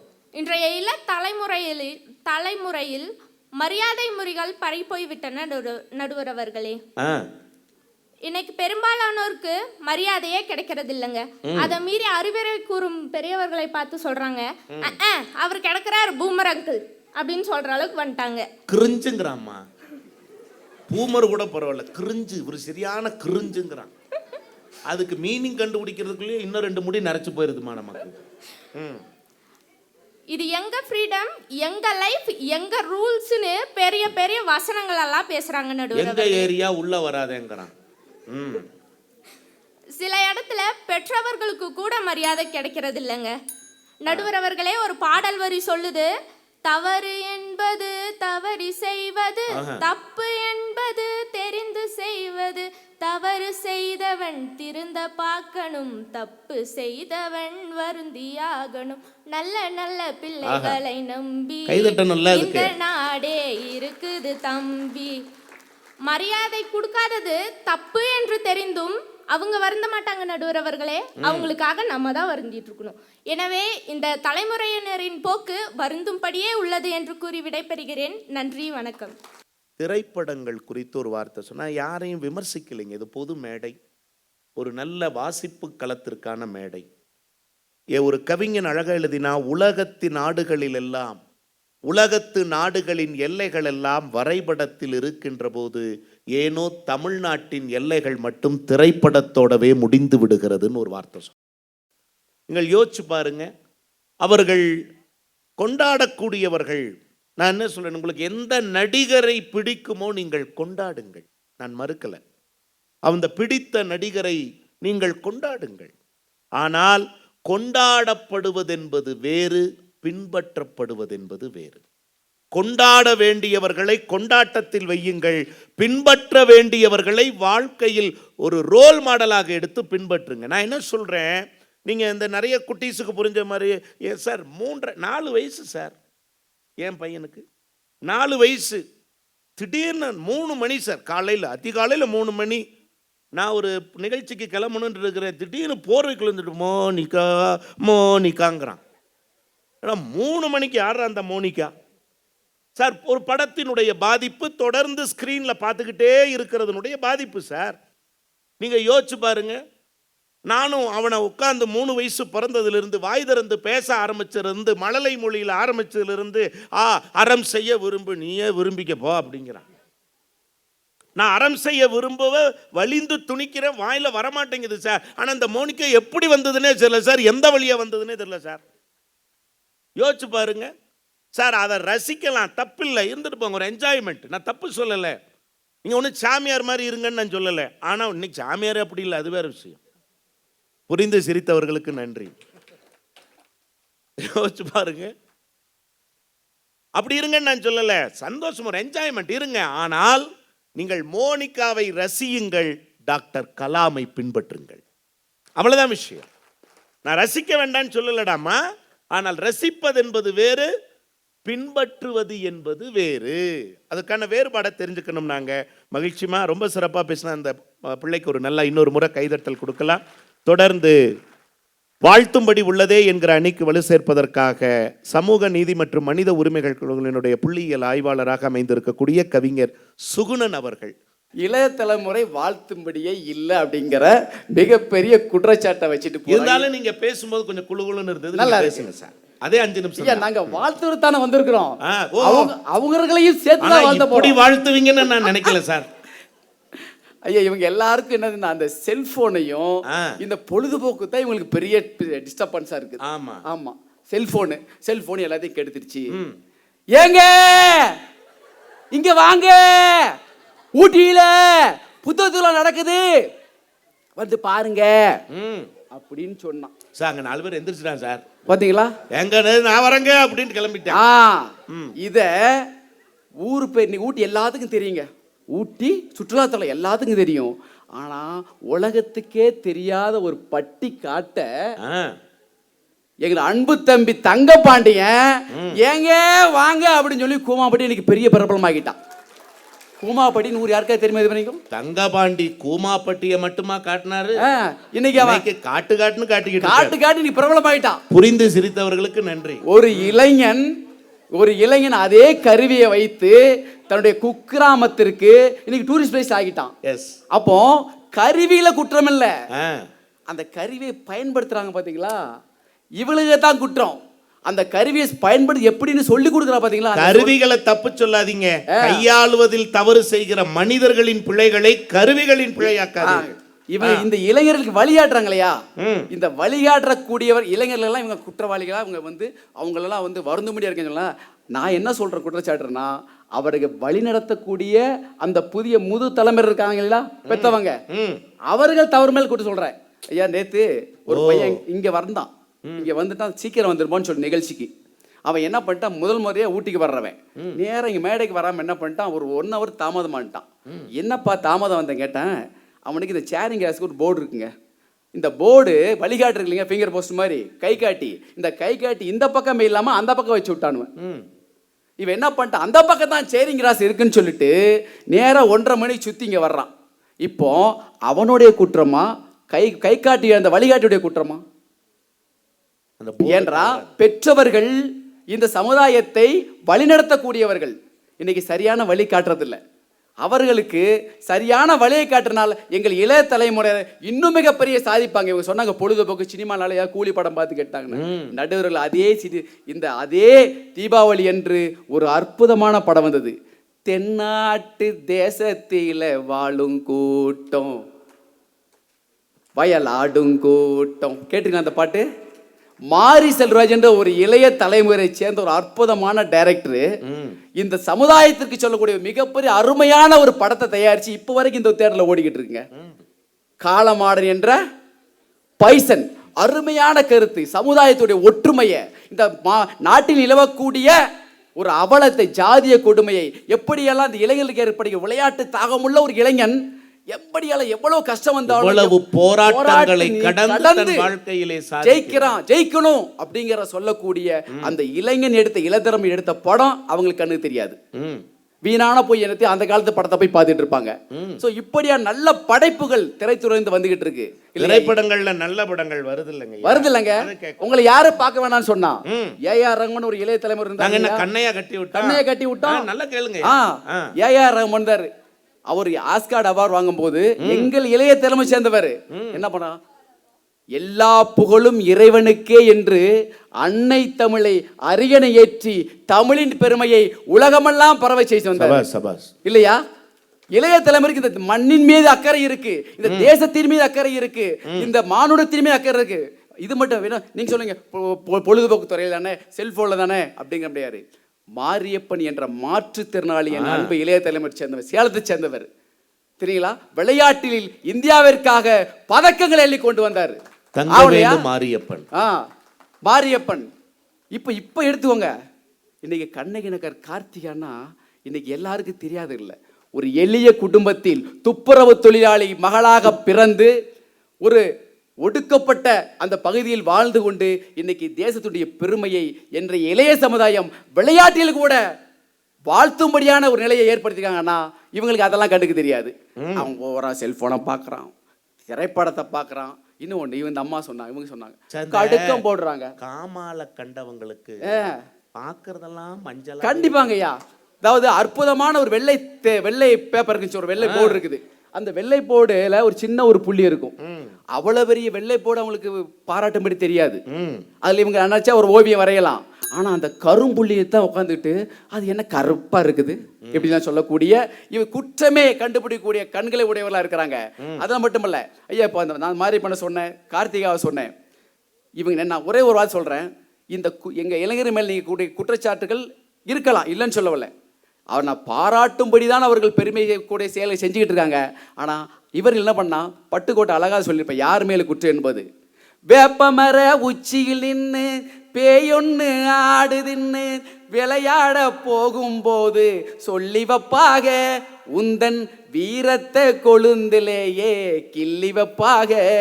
வேலையற்ற வீணர்களின் மூளையற்ற வார்த்தையினை வேடிக்கையாக கூட நம்பி விடாதே, நீ வீட்டுக்குள்ளே கிடந்து கிடந்து வெம்பி விடான்னு சொன்ன. யார சொன்னா? இந்த எங்க இளைய சமுதாயத்தை கெடுக்கிறதுக்குன்னா ஒரு கூட்டம் இருந்துகிட்டு இருக்கும். அந்த சரணத்தோட அப்படியே அந்த பல்லவியும் பாடிருங்க ஐயா. சின்ன பயலே செய்தி கேளடா, நான் சொல்ல போற வார்த்தைய கொஞ்சம் எண்ணி பாரடா, நீயும் எண்ணி பார். யாருக்கு சொன்னா? அவங்களுக்கு தெரியும் இந்த இளைய தலைமுறை தான் இந்த மானுடத்தை மாற்றக்கூடியவர்கள், இளைய தலைமுறை தான் நாட்டிற்கு பெருமை சேர்க்கக்கூடியவர்கள், இளைய தலைமுறை தான் வாழ்த்துவதற்கு தகுதியான என்பதுதான் பட்டுக்கோட்டையே வந்து அந்த பாட்டுல சொல்லி யாருக்கு பெரியவங்க பெரியவர்களா இருக்கக்கூடிய இந்த மூத்த தலைமுறை பிற்போக்குவாதிகள் உங்களை கெடுக்க வருவாங்க. ஆனா கெட்டுறாதைகள் கெட்ட போகாதீர்கள் என்று ஒருவேளை நீங்கள் சொல்லுகின்ற எங்க இளைய தலைமுறை சொல்லக்கூடிய அவர்கள் குற்றஞ்சாட்ட இருந்தால் அதற்கு காரணம் பெரியவர்களே என்பதை சொல்லி நல்லதொரு வாய்ப்புக்கு நன்றி கூறி அமர்கிறேன். நன்றி, வணக்கம். திருவிளையாடல் படத்துல பாலையா வந்து பேசுற மாதிரி, ஏமநாத பாகவதர் பேசுற மாதிரி ஒரு வசனம் வரும். பாட்டுக்கு இந்த பாண்டிய நாடே அடிமையப்பா அப்படிங்கிற மாதிரி தக்க பாடல்களை தக்க இடத்தில் பொருத்தி செய்கிற சாமர்த்தியம் நிறைந்த அவருக்கு ஒரு கைதட்டல் கொடுங்க. ஒவ்வொருத்தருமா இருங்க. நீங்க ஆங்கிலத்தில் வெர்சடைல் அப்படிம்பாங்க, பலவிதமா இருக்கிறது, விதவிதமா இருக்கிறது. இந்த பட்டிமன்றத்தில் ஒவ்வொருத்தருடைய பேச்சும் ஒருத்தரின் சாயலில் இல்லாமல் பல்தரைப்பட்டதாக இருக்கிறது. இதுவாகவே குறித்த நேரத்துக்குள்ள முடிக்கணுங்கிறதுனால கொஞ்சம் விரைந்து போய்கிட்டு இருக்கோம். ஐயா பாருங்க ஓடியே வந்துட்டாங்க. மரியாதைக்குரிய ஜேசிஐ மண்டல பயிற்சியாளர் மற்றும் விரிவு அலுவலராக அமைந்திருக்கக்கூடிய குன்னூரை சார்ந்த திருவாளர் நாகராஜ் ஐயா அவர்கள் உங்கள் கைதட்டலோடு எங்க வாழ்த்தும்படி இருக்கிறது, வருந்தும்படி இருக்கு. தேடி சோறுநிதம் தின்று பல சின்னஞ்சிறுகதைகள் பேசி மனம் வாடி துன்பமிக விழன்று பிறர் வாட பல செயல்கள் செய்து நரை கூடி கிள பருவம் எய்தி கொடுங்கூற்றுக்கிறையன பின் மாயும் பல வேடிக்கை மனிதரை போலே நான் வீழ்வேன் என்று நினைத்தாயோ. மகாகவி பாரதி. அன்னைக்கும் தந்தைக்கும் இந்த அவையினை எனக்கு வழங்கியோருக்கும் இந்த அவையில வீற்றிருக்கக்கூடிய ஆண்டோர் பெருமக்களுக்கும் இந்த மேடையில் வீற்றிருக்கக்கூடிய சான்றோர் பெருமக்களுக்கும் அனைவருக்குமே முதற்கண் என் வணக்கத்தை தெரிவித்துக் கொள்கிறேன். நடுவர் அவர்களே, எனக்கு முன்பு மிகச் சிறப்பாக பேசி அமர்ந்திருக்கக்கூடிய எதிரணியினுடைய இன்றைய இளைஞர் தலைமுறை வந்து அவருடைய போக்கு வருந்தும்படியாக இருக்கிறது அப்படின்னு நான் பேச வந்திருக்கேன். வாழ்த்தும்படியாக இருக்கிறதுன்னு பேசிட்டு போயிருக்காங்க. அதில் குறிப்பாக முதல்ல ஆரம்பித்து வச்சவர் பார்த்தீங்கன்னா நம்மளுடைய தாமரை. அவர் வந்து சுந்தர் பிச்சை சொன்னார், விவேகானந்தர் சொன்னார், அப்துல் கலாம் சொன்னார். அதுக்கு மேலே சொல்ல முடியல. அடுத்து பார்த்தீங்கன்னா நம்மளுடைய சுகுணன், ஏஆர் ரகுமான் சொன்னார். 4 பேர் ஆச்சுங்களா?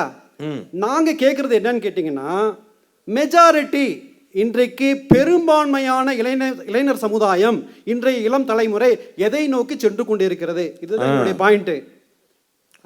சொல்றீங்க.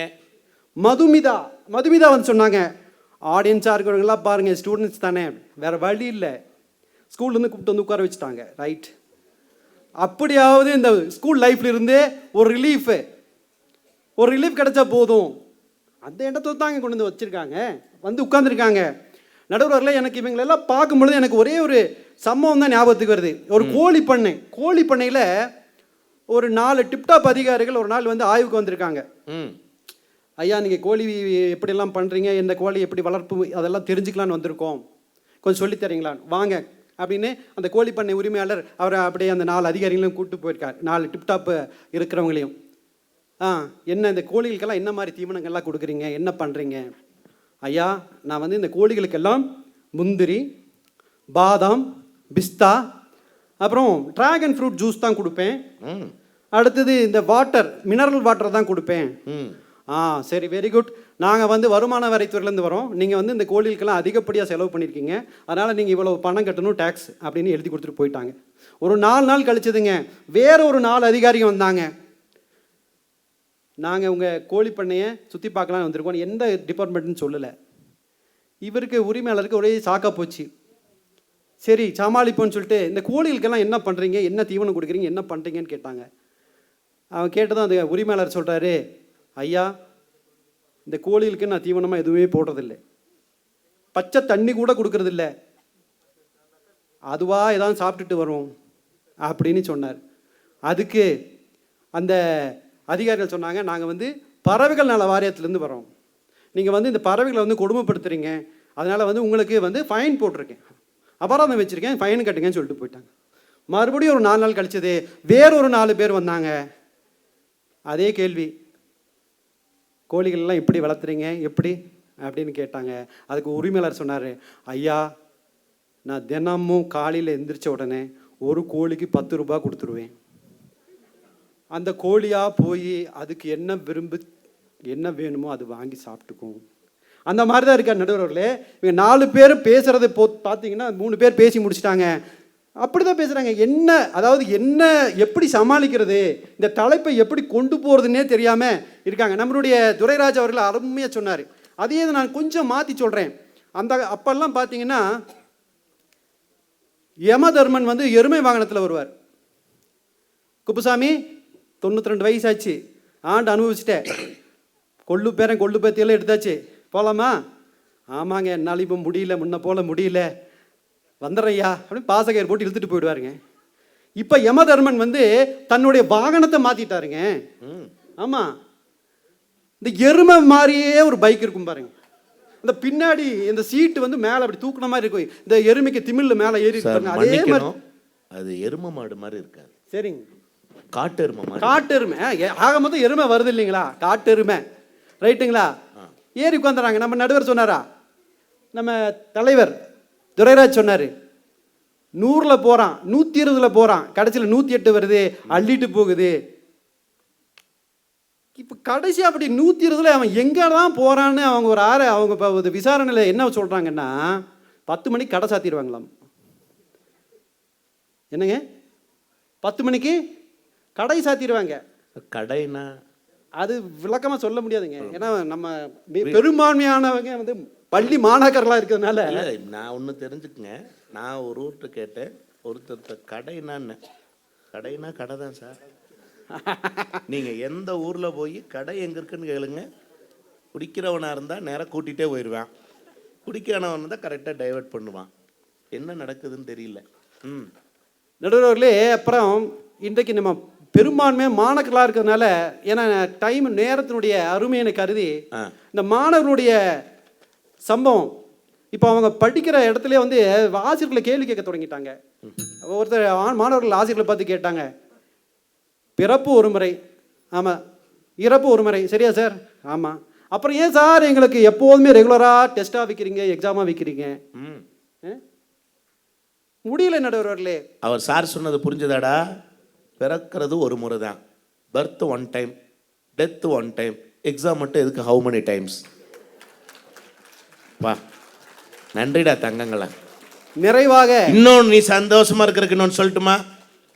தமிழுக்கு ஒரு டீச்சர், இங்கிலீஷ்க்கு ஒரு டீச்சர், சயின்ஸ்க்கு ஒரு டீச்சர், மேக்ஸ்க்கு ஒரு டீச்சர், ஒவ்வொரு சப்ஜெக்ட்டுக்கும் தனித்தனி டீச்சர். ஆனால் எல்லா சப்ஜெக்டையும் நீங்கள் ஒருத்தராக தான் படிக்கிறீங்க.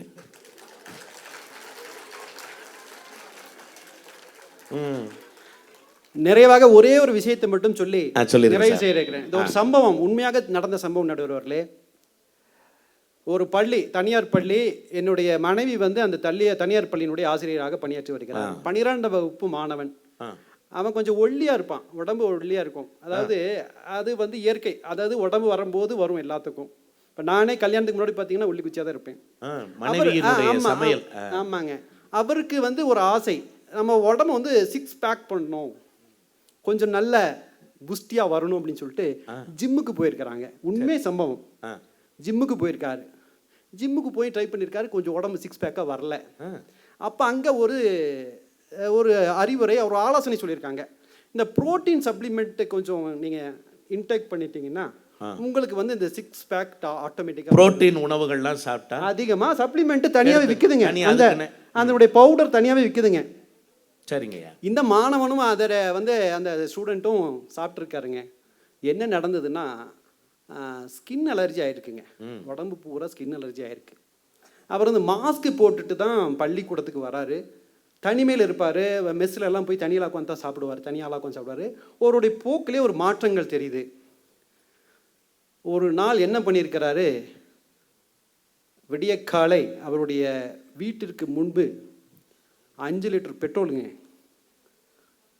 ஊற்றி நெருப்பு வச்சுட்டார். குற்றுயரும் குலையுயருமாக அவரை கொண்டு போய் மருத்துவமனைக்கு சேர்த்துனாங்க கோவையில். லட்சக்கணக்கில் அவங்க அப்பா கொட்டினார், எப்படியாவது என் பையனை காப்பாற்றுங்கன்னு சொல்லி. 15 நாட்கள் உயிருக்கு போராடி அந்த மாணவன் இறந்து போனான். இது உண்மை சம்பவம், சமீபத்தில் நடந்த சம்பவம். இதுலேருந்து என்ன தெரியுது நடுவர்களே? பிறப்பை தேர்ந்தெடுக்கிற உரிமை நம்மகிட்ட இல்லை, நிறத்தை தேர்ந்தெடுக்கிற உரிமை நம்மகிட்ட இல்லை. அது என்ன விதிச்சதோ அதுதான். ஆனால் ஒன்றை மட்டும் நாம் தேர்ந்தெடுக்கலாம், நம்மளுடைய எதிர்காலத்தை நாம் தேர்ந்தெடுக்கலாம். நம்மளுடைய எதிர்காலத்தை நாம் தேர்ந்தெடுக்கலாம்.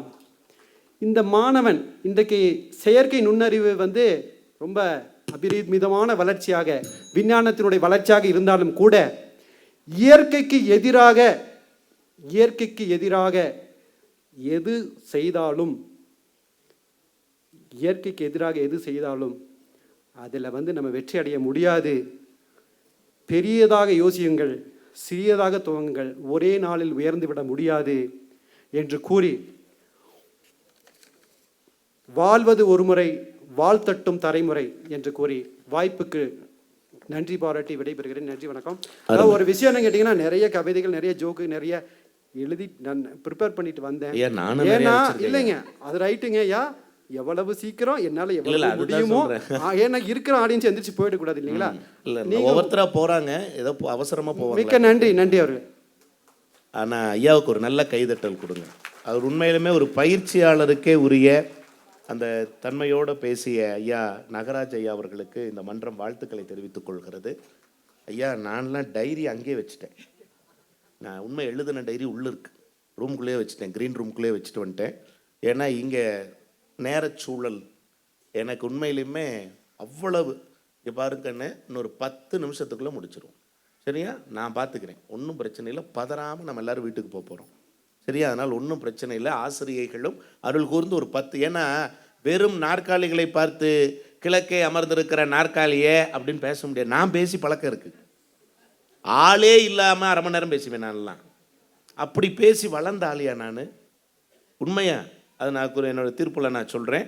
இப்போ நேரத்தின் அருமை கருதி அடுத்து நாகராஜ் சாருடைய பேச்சுக்கு பதிலாக வாழ்த்தும்படி தான் இருக்கிறது என்று பேசுவதற்காக ஆகச்சிறந்த கதை சொல்லியாக இந்த மாவட்டத்திற்கு கிடைத்திருக்கக்கூடியவர் சிறந்த கலை ஆசிரியர் திருமதி நிர்மலா அவர்களை அருள் கூர்ந்து உங்கள் கைதட்டலோடு அழைக்கிறேன். வாழ்த்தும்படி தான் இருக்குன்னு பேச வரேன்.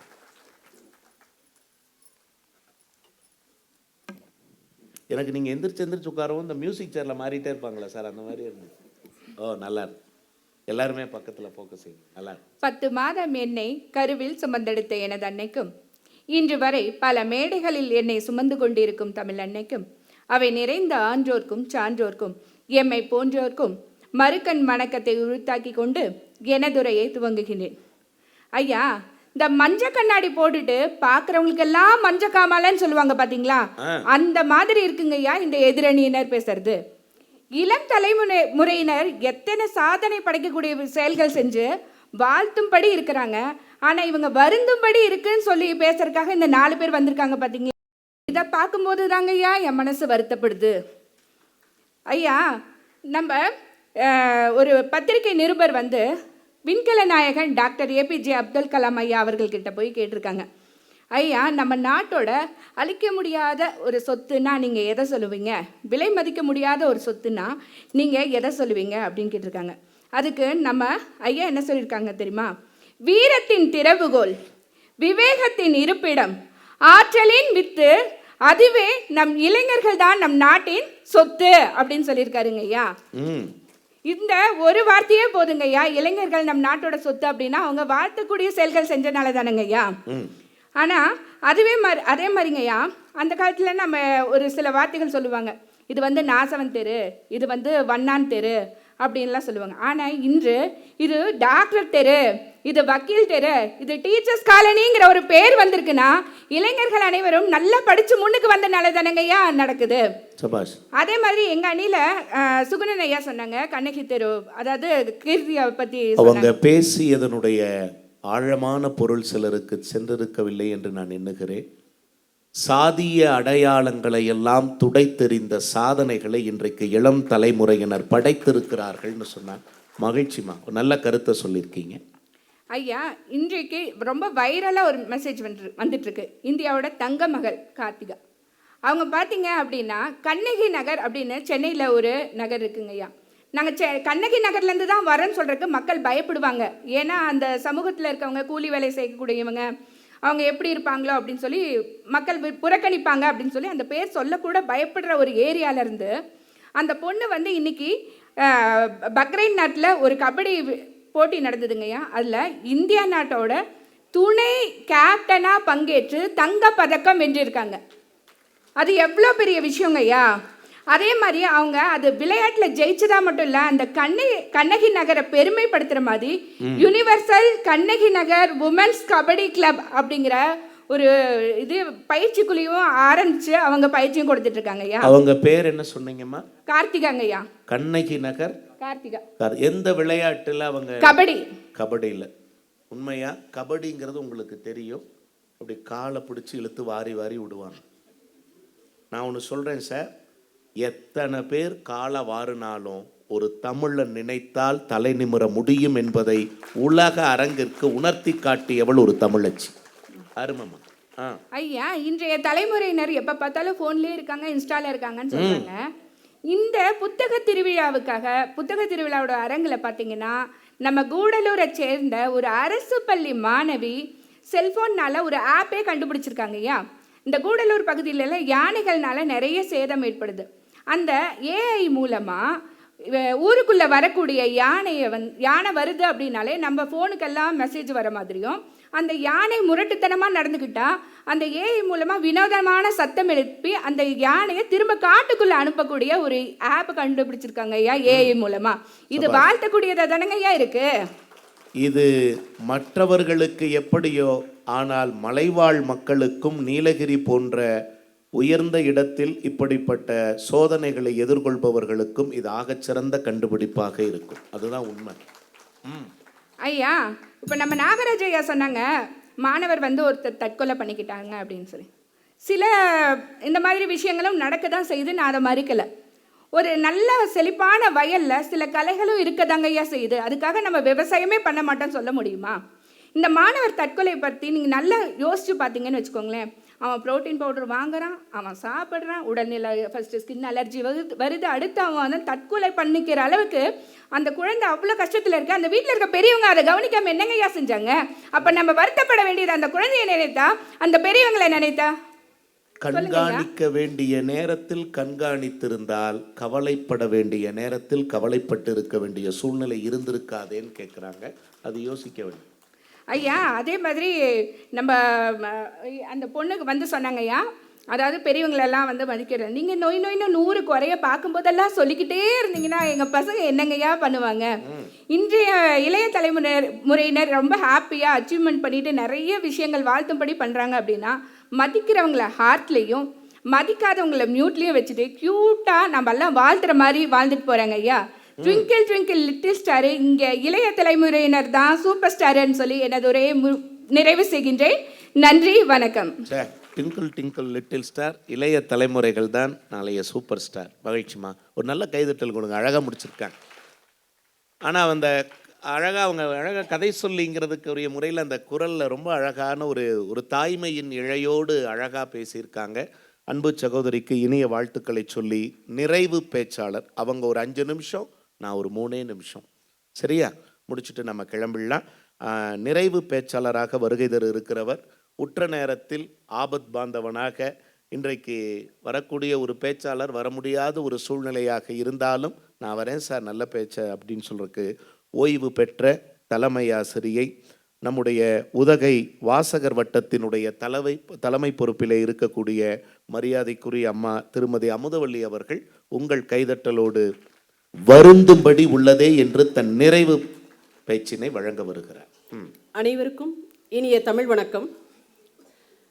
இன்றைய இளம் தலைமுறையினரின் அணுகுமுறை, நடந்து கொள்ளக்கூடிய முறை வரவேற்புக்கு உரியதா அல்லது வருந்தக்கூடிய நிலைக்கு உரியதா என்று இந்த நிலையில் இங்கு அமர்ந்திருக்கக்கூடிய எதிரணியை சார்ந்திருக்கக்கூடியவர்களை பார்க்கின்ற பொழுது எனக்கு மிகுந்த வருத்தமாக இருக்கின்றது. இங்கு பாடல் பாடுகின்றார்கள், கதையை சொல்லுகின்றார்கள், கட்டுரையை சொல்லுகின்றார்கள். அது எந்த காலத்தில் ஐயா நடந்தது? இந்த காலத்திலா, நிகழ்காலத்தில் நடந்து கொண்டிருக்கின்றது. இன்றைய தலைமுறையை பார்க்கின்ற பொழுது பொது இடங்களில் வெளியிடங்களில் நாம் தலை குனியக்கூடிய ஒரு நிலைதான் காணப்படுகின்றதே தவிர தலை நிமிர்ந்து கைத்தட்டி கொள்ளக்கூடிய நிலை மிகவும் அருகே காணப்படுகின்றது. இங்கு நம்முடைய சுகுணன் ஐயா பாடுகின்றார் பாடல். என்ன சார் பாட்டு பாடுறீங்க? நீங்கள் பாடக்கூடிய பாடல் பாடிய காலம் எது என்பதை எங்களுக்கு சொல்லுவீர்களா? கருப்பு வெள்ளை காலம். அந்த காலத்தில் அப்படிப்பட்ட தலைமுறை இருந்திருக்கலாம். நிகழ்கால நிஜம் என்ன, அதனை நாம் ஆராய்ந்து பார்க்கின்ற பொழுது மனம் நொந்து போகின்றது. பெற்றோர்கள் கண்களிலே கண்ணீர் வடிகின்றது. ஒரு மேல்நிலை பள்ளியின் தலைமை ஆசிரியை, ஒரு மேல்நிலை பள்ளியின் ஆசிரியை என்ற நிலையில் நான் ஆயிரக்கணக்கான சம்பவங்களை எதிர்கொண்டிருக்கின்றேன். சிலவற்றுக்கு மட்டுமே பெருமை பாராட்டி இந்நாட்டில் மட்டுமல்ல அயல் நாட்டிலும் கூட நான் அந்த கருத்துக்களை பகிர்ந்து கொண்டிருக்கின்றேன். ஆனால் தலை குனிந்து ஒரு தலைமை ஆசிரியை என்ற நிலையில் கண்ணீர் வடித்த நிலைகளை என்னுடைய பள்ளியோடு மட்டுமே நான் நிறுத்தி இருக்கின்றேன். இப்படி இன்றைய இளம் தலைமுறை நடந்து கொள்கின்றது. ஒரு எடுத்துக்காட்டை மட்டும் நான் இங்கு உங்களிடத்தில் பகிர்ந்து கொள்ள விரும்புகின்றேன். நேரம் மிகவும் கணிசமாக இருக்கின்றது. ஒரு தந்தை தலைமை ஆசிரியர் அறைக்கு வருகின்றார். மிகுந்த கண்ணீரோடு இருக்கின்றார். ஐயா, ஏன் இப்படி இருக்கின்றீர்கள்? என்னுடைய பையன் சரியாக பள்ளிக்கு வருவதில்லை என்று தாங்கள் அறிவித்தீர்கள். நான் வந்தேன். ஐயா, நீங்கள் கவலைப்படாதீர்கள், அதனை நான் கண்டுபிடித்து விட்டேன். என்ன கண்டுபிடித்தேன் அப்படின்னு பார்த்தீங்கன்னா, பையன் காலையில் ஸ்கூல் பேக் எடுத்து ஸ்கூலுக்கு வர்றான், திரும்ப சாயந்தரத்தில் அதேமாரி போயிடுறான் வீட்டுக்கு. ஆனாக்கா 35 நாட்கள் பையன் பள்ளிக்கூடம் வரவே இல்லை. நான் அந்த பள்ளிக்கு சென்ற புதிய நேரம் அது இருந்தாலும் பையன் எங்கே செல்கின்றான் என்பதை கண்டுபிடிப்பதற்காக ஒரு நாள் அந்த ஓவேலி என்ற மலைப்பகுதியினுடைய யானைக்காட்டு பகுதி, அந்த பகுதியிலே ஒரு ஆட்டோவை எடுத்துக்கொண்டு நான் சென்று ஒரு காட்டினுடைய மைய பகுதியிலேயே இந்த மாணவன் தன்னுடைய புத்தக பையோடு அமர்ந்திருப்பதை கண்டேன். என்னை கண்ட உடனே காட்டுக்குள்ளே எங்கேயோ ஓடிவிட்டான். நானும் விடாப்படியாக உள்ளே நெருங்கி காட்டிற்குள்ளே, அடர்ந்த காட்டிற்குள்ளே சென்று திரும்பி பார்க்கின்ற பொழுது யாருமே இல்லை. காட்டிற்குள்ளே நான் மட்டுமே நின்று கொண்டிருக்கின்றேன். எப்படியோ அந்த வாகன ஓட்டி என்னை அழைத்து சென்று பக்கத்தில் இருக்கக்கூடிய ஒரு போலீஸ் ஸ்டேஷன், இங்கே நம்ம கம்ப்ளைண்ட் பண்ணிடலாம் அப்படிங்கிறார்.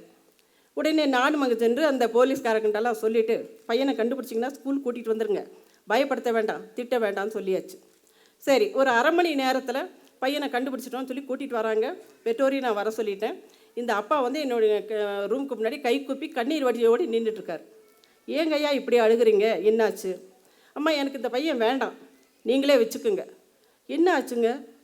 ஒன்றுமே இல்லைங்க, நானும் என்னுடைய மனைவியும் கூலி தொழிலாளிங்க, எங்களால் நிறைய சம்பாதிக்க முடியல. இவன் எனக்கு செல்ஃபோன் வேணும்னு கேட்குறான். தம்பி, ஒரு 3 மாதம் பொறுத்துக்கப்பா, ஒரு 3 மாதத்துல உனக்கு நான் விலை உயர்ந்த அலைபேசி வாங்கி தந்துடுறேன். அப்பா சொல்கிறார். பையன் சொல்கிறானா, அதெல்லாம் முடியாது, எனக்கு நீ நாளைக்கே செல்ஃபோன் வாங்கி தந்தா கொடு, இல்லைனாக்கா அம்மாவுக்கு சாப்பாட்டில் விஷம் கலந்து கொடுத்துருவேன். எவ்வளோ ஒரு கொடுமையான வார்த்தைகள் பாருங்கள். இப்படிப்பட்ட பையன் எனக்கு வேண்டாமா? அப்போ நான் சொன்னேன், ஐயா நீங்கள் வருத்தப்படாதீங்க, இந்த பையனை எங்கிட்ட கொடுத்துருங்க.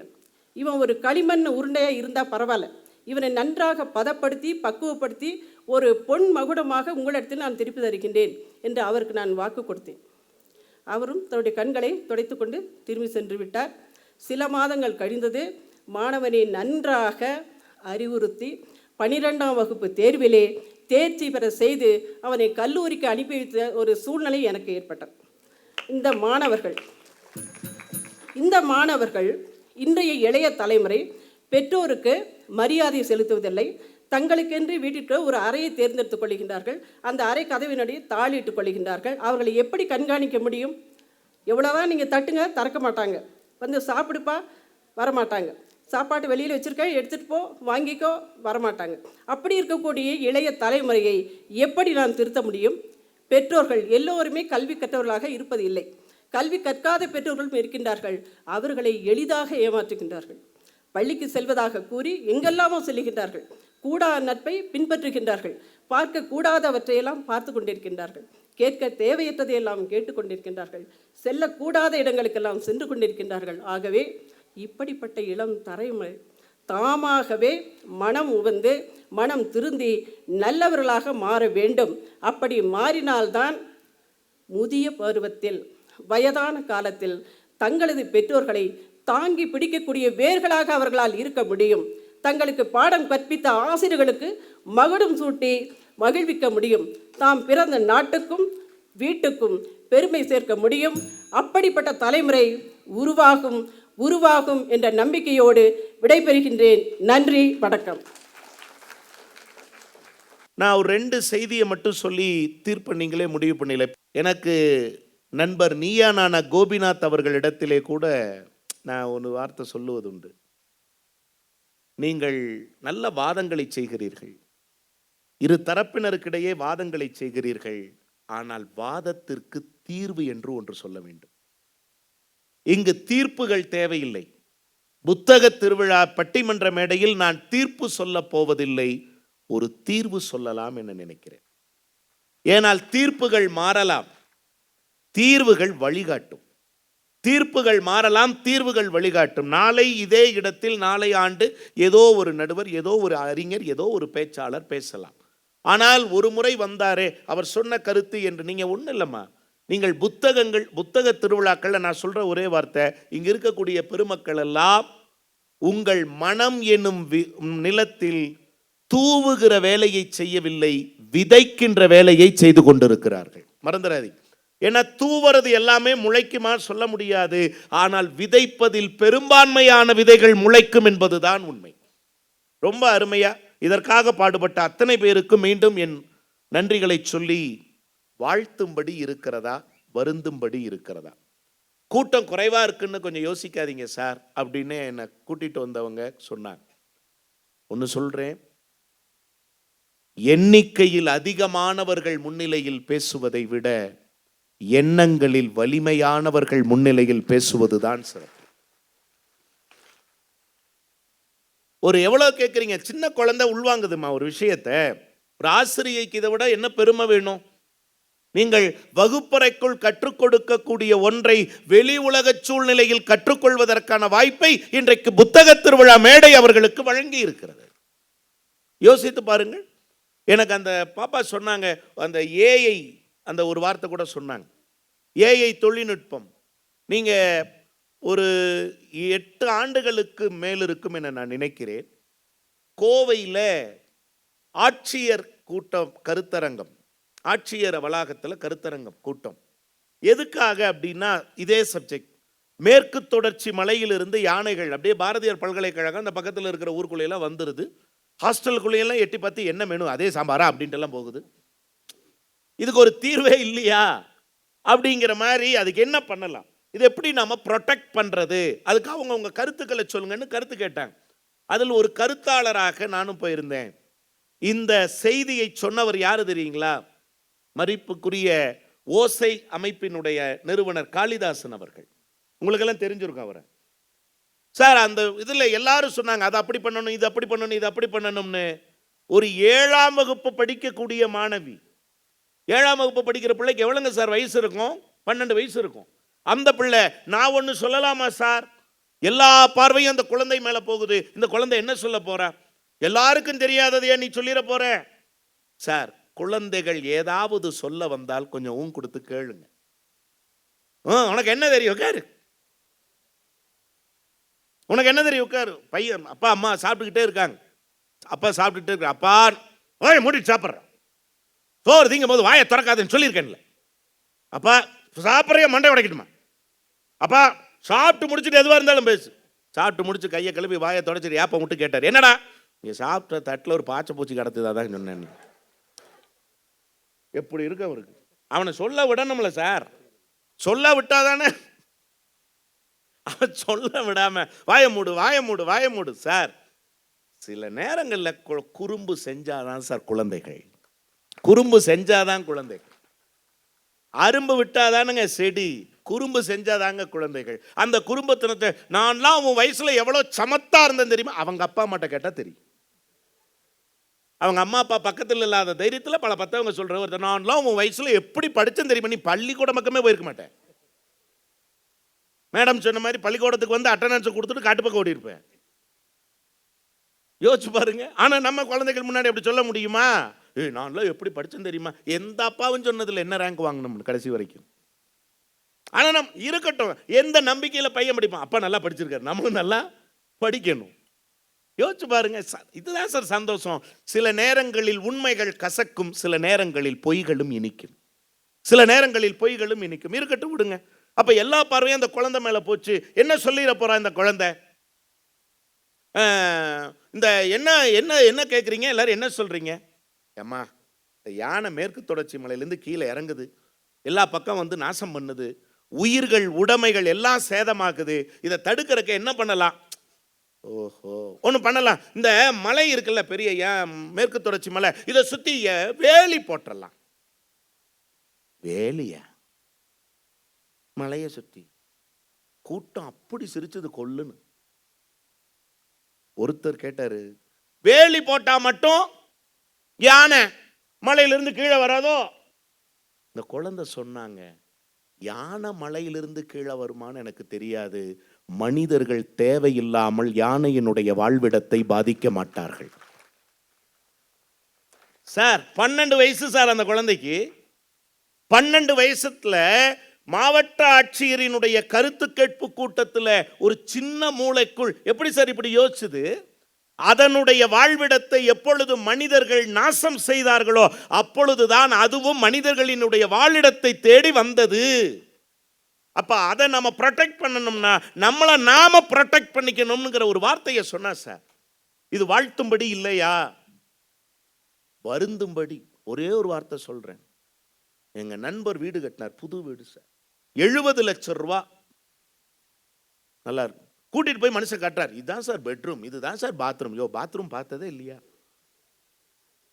எல்லா மாதிரி, இதுதான் சார் பூஜை ரூம், இதுதான் சார் மொட்டை மாடி, இதுதான் அதுக்கு படி. பின்ன கயிறோடு தொங்கியாட போவான் மொட்டை மாடிக்கு. ஏண்டா படுத்துற, கட்டிட்டுன்னா விடுறா, வந்த சோத்தை போட்டு அனுப்புடா, கொடுத்த மொய்க்கு அவரை வாங்கிட்டு போடா எல்லாம் சொல்லிட்டு இந்த ஹாலை காட்டினாரு. நல்லா கேட்டுக்குங்க, ஹால் 70 லட்ச ரூபா போட்ட வீடு ஹாலை பார்க்குற வெறுமையா இருக்குமா? எம்டியா இருக்கு. நான் கேட்குறேன், ஏங்க 70 லட்ச ரூபா போட்டு வீடு கட்டியிருக்கீங்க, ஒரு 50,000 ரூபா 60,000 ரூபாய்க்கெல்லாம் எல்இடி டிவி வந்துருச்சு, வாங்கி ஒரு 43 இன்ச்சில் 50 இன்ச்சில் 52 இன்ச்சில் வாங்கி மாட்டிருக்கலாமே. சொன்னா சார் ஒரு மனுஷன் ஒரு வார்த்தை. மூத்த பையன் 12வது படிக்கிறான் சார், சின்ன பையன் 10வது படிக்கிறான் சார். டிவி வாங்கி வச்சா 2 பேருடைய படிப்பும் பாழாகிவிடும் என்பதற்காக நான் டிவி வாங்கி மாட்டலன்னார். நானும் உங்களை மாதிரி உணர்ச்சி வசப்பட்டு கைதட்டினேன். பெத்தா உங்களை மாதிரி பிள்ளைகளை பெக்கணும் சார், வளர்த்தா உங்களை மாதிரி வளர்க்கணும் சார். எங்க சார் உங்க 2 பிள்ளைகளும்னு? பக்கத்து வீட்டில் டிவி பார்க்க போயிருக்காங்கன்னாரு. மோசக்கார குடும்பமா இருக்க, இதுக்கு நீயே வாங்கி மாட்டிருக்கலாமே சொந்த காசுலயே. செல்லும் வழி எங்கெங்கும் பள்ளம் வரலாம், உள்ளம் எதிர்பாராமல் வெள்ளம் வரலாம், நேர்மை அது மாறாமல் தர்மம் அதை மீறாமல் நாளும் நடை போடுங்கள் ஞானம் பெறலாம். சத்தியத்தை நீங்கள் காத்திருந்தால் சத்தியம் உங்களை காத்து நிற்கும். தாய் தந்த அன்புக்கும் நான் தந்த பண்புக்கும் பூமாலை காத்து நிற்கும். ஒரு கூட்டு கிளியாக ஒரு கூட்டு குயிலாக பாடு பண்பாடு. வைரமுத்து சாருடைய வரி படிக்காதவன் படத்தில் எழுதினார். நம்ம போற பாதையில் 1000 இருக்கும், முட்களும் இருக்கும், பூக்களும் இருக்கும். நான் இப்படி சொல்லி நிறைவு செய்கிறேன். நிறைய வார்த்தைகளை சொல்லிட்டே வந்தாங்க. நிறைய டாக்டர் கலாம் அவர்களை பற்றி சொன்னாங்க. இங்க இருக்கிற மேடம் சொன்னாங்க, அவங்க பேசும்போது உடல் பருமன், சார் நாகராஜ் சார் நீங்கள் சொன்னீங்களா, உடல் பருமன் ஆகணும், 6 பேக்காக அந்த புரோட்டீன் அதிகமாக எடுத்துக்கிட்டதுக்காக ஒரு மாதிரி தோலெல்லாம் ஒரு மாதிரி ஆகி அந்த பையன் இன்னைக்கு நம்மோடு இல்லை சார். யோசிச்சு பாருங்க, நம்மை பொறுத்தளவில் ஒரு உயிர், ஆனால் அந்த குடும்பத்திற்கு ஒரு தலைமுறை இல்லை. சிந்தித்து பாருங்கள், அந்த குடும்பத்துக்கு ஒரு தலைமுறை இல்லை. யோசிச்சு பாருங்க, 65 வயசுக்கு அப்புறம் ஒரு வயதானவர் வேலைக்கு போகிறார் என்றால் அந்த இளம் தலைமுறை சரியில்லைன்னு அர்த்தம். 8 வயசுலேயே பள்ளிக்கு போக வேண்டிய வயசுல ஒருத்த வேலைக்கு போறான்னா பெத்தவங்க சரியில்லைன்னு அர்த்தம். இங்க யோசிச்சு பாருங்க, பெத்தவங்க சரியில்லைன்னு அர்த்தம். ரெண்டும் இருக்கு, இல்லைன்னு நம்ம சொல்லிட முடியாது. ஆனா நான் இப்படி சொல்லி நிறைவு செய்கிறேன். என்ன தெரியுங்களா, எவ்வளவோ வாய்ப்புகள் வந்த போதும், எவ்வளவோ நீங்க சென்னையில வித்யான்னு ஒரு பொண்ணுங்க 10th 497 மார்க் எடுத்தா 10ஆம் வகுப்பு எக்ஸாம்ல. எல்லா பத்திரிகைகளும் பேட்டி எடுத்தார்கள். 497 வித்யா, 497 வித்யா. கண்ணகி நகர் பேர் என்னமா சொன்னீங்க, கார்த்திகா சொன்னீங்கல்ல. ஒரு காலத்தில் நான் சொல்றது சில ஆண்டுகளுக்கு முன்னால் சென்னை வித்யா ஃபேமஸ். என்ன தெரியுமாமா, 497 வித்யா. வித்யா எப்படிமா, உங்க அப்பா என்னமா செய்யறாரு? அதை என்னமோ, எங்க அப்பா சென்னை மாநகராட்சியில் குப்பை அள்ளுகிறார். சென்னை மாநகராட்சியில். அடுத்த நாள் சொன்னார் பாருங்க, அழகா சார் சொன்னார், தூய்மை பணியாளர். நான் கடவுளுக்கு நிகராக மதிக்கக்கூடிய பெருமக்கள். என்ன காரணம் சொல்லட்டுமா, கொரோனா காலத்தில் என்னுடைய அன்பான 2 உறவுகளை நான் இழந்தேன். என்னுடைய அன்பான 2 உறவுகளை நான் இழந்தேன். அந்த உறவுகளை தொட்டு தூக்கி இறுதிக்கடன் செய்வதற்கு கூட இயற்கை எனக்கு வாய்ப்பளிக்கவில்லை. ஆனால் யார் ஒருவரை இல்லத்திற்குள் வரக்கூடாது என்று வாசலிலே நிறுத்தினோமோ அந்த தூய்மை பணியாளர் தான் தொட்டு தூக்கி அவர்களை நல்லடக்கம் செய்தார்கள் என்றால் யோசித்து பாருங்கள். அவர்கள் புனித பணியாளர்கள், தூய்மை பணியாளர்கள் கிடையாது. அடுத்த நாள் தலையங்கத்தில் எழுதுறாங்க பத்திரிகையில், என்ன தெரியுமா, அப்பா மாநகராட்சியில் குப்பை அள்ளுகிறார், அவர் பெற்ற மகளோ பதக்கங்களையும் மதிப்பெண்களையும் அள்ளுகிறார் அப்படின்னு தலையங்கம் எழுதுறார். அப்படின்னா இளைய தலைமுறை சறுக்கிறவன் சறுக்கிட்டு இருக்கான் சார். எப்ப சறுக்கிறான் தெரியுமா, அப்பாவினுடைய கஷ்டமும் அம்மாவினுடைய கஷ்டமும். இங்க நிறைய பெற்றோர்கள், பெரியோர்கள், ஆசிரியர்கள் இருக்கீங்க, சொல்லுங்க தயவு செய்து பேரண்ட்ஸ்ட, குழந்தைகளுக்கு வறுமை தெரியாமல் வளர்ப்பது தவறில்லை. நான் கஷ்டப்பட்டேன், என் பிள்ளை கஷ்டப்படக்கூடாது, அதுல தான் பல வீணா போகுது. வறுமை தெரியாமல் வளர்ப்பது தவறில்லை, ஆனால் உழைப்பு தெரியாமல் வளர்த்து விடாதீர்கள். உழைப்பு தெரியாமல் வளர்த்து விடாதீர்கள். 1 ரூபாயை சம்பாதிக்கிறதுக்கு அப்பா அம்மா தாத்தா பாட்டி எவ்வளவு கஷ்டப்பட்டிருப்பாங்க. அதை சொல்லி கொடுத்துட்டீங்கன்னா 1 ரூபாயை தேவையில்லாம அவன் செலவழிக்க மாட்டான். உண்மையா சார்? நான் இப்படி சொல்லுகிறேன் நண்பர்க்குரியவர்களே, வழிகாட்டுவதற்கும் இருக்கிறார்கள், வழி நடப்பதற்கும் இருக்கிறார்கள். வாழ்த்தும்படி இருக்கிறதா வருந்தும்படி இருக்கிறதா என்று கேட்டால் அவங்க சொன்ன மாதிரி அன்பு, இங்கே நிறைய குழந்தைகளுக்கு நான் சொல்றேன், முடி நீளமா இல்லை கருப்பா இருக்கிறோம் அப்படின்லாம் யோசிக்காதீங்க. அப்படியெல்லாம் யோசிக்காதீங்க. வண்ணங்களில் இல்லை வாழ்க்கை, நம் எண்ணங்களில் தான் இருக்கிறது வாழ்க்கை என்பதை அடுத்த தலைமுறைக்கு உருக்கச் சொல்ல வேண்டிய ஒரு தருணம் இது. அன்பிற்குரியவர்களே, நீங்க செல்போன் ஆரம்பிச்சேன், அதிலே முடிக்கிறேன். இது நம்ம கையில் இருக்கிற வரைக்கும் வாழ்க்கை நம்ம கையில் இருக்கும். எப்பொழுது நம்முடைய வாழ்க்கை இதனுடைய பிடிக்குள் சிக்குகிறதோ நம்முடைய வாழ்க்கை நம் கை நழுவி போய்விடுகிறது என்பதுதான் உண்மை. தாவி தாவி விளையாண்ட பிள்ளைகள் எல்லாம் இன்றைக்கு தடவி தடவி மட்டுமே விளையாடுகிறார்களே என்கிற குற்றச்சாட்டை முன்வைத்தார்கள். பல்லு விளக்குறாங்களோ இல்லையோ செல்ல விளக்குறாங்களேன்னு சொன்னாங்க. அன்பிற்குரியவர்களே, தயவு செய்து மைதானத்தில் போய் விளையாடுங்க குழந்தைகளே. ஆடை அழுக்காகும், உடல் அழுக்காகும், தப்பில்லை. ஆனால் மொபைலில் விளையாண்டால் வாழ்க்கையே அழுக்காகிவிடும் என்பதுதான் சத்தியமான உண்மை. வாழ்க்கையை அழுக்காக்குவதற்காக இந்த புத்தக திருவிழா நடைபெறவில்லை. உங்கள் வாழ்க்கையை அழகாக்குவதற்காகத்தான் இந்த புத்தக திருவிழா நடைபெற்று கொண்டிருக்கிறது என்று சொன்னால், இந்த புத்தக திருவிழாவிலே எதிர்மறையான தீர்ப்பினை சொல்ல என் மனம் வருந்தவில்லை, எதிர்மறையான தீர்ப்பினை சொல்ல என் மனம் முன்வரவில்லை. ஆகவே நேர்மறையாகவே சொல்லுகிறேன். எங்கோ ஒன்று சில வருந்தும்படி அமைந்தாலும் யார் எந்த புத்துல எந்த பாம்பு கிடக்குன்னு பார்க்கறத விட எந்த பூவில் எத்தகைய தேன் இருக்கிறது என்று பார்ப்பதுதான் நல்ல மனிதனினுடைய அழகு. ஆகவே புற்றையும் பாம்புகளையும் புறம் தள்ளி விட்டு பூக்களையும் தேனையும் கையில் கொள்ள தயாராக இருப்போம். ஏனென்று சொன்னால், வாழ்ந்து முடித்தவர்களின் கல்லறைகளில் மலர் வளையத்தை வைப்பதை விட வாழப்போகும் தலைமுறையின் கைகளில் பூச்செண்டை கொடுப்போம். ஒரு புதிய பூபாலத்தை அவர்கள் பாடட்டும் என்று சொல்லி வாய்ப்பளித்த வாய்மொழி கேட்ட அத்தனை பேருக்கும் நன்றி மலர்களை காணிக்கையாக்கி விடைபெறுகிறேன். நன்றி, வணக்கம்.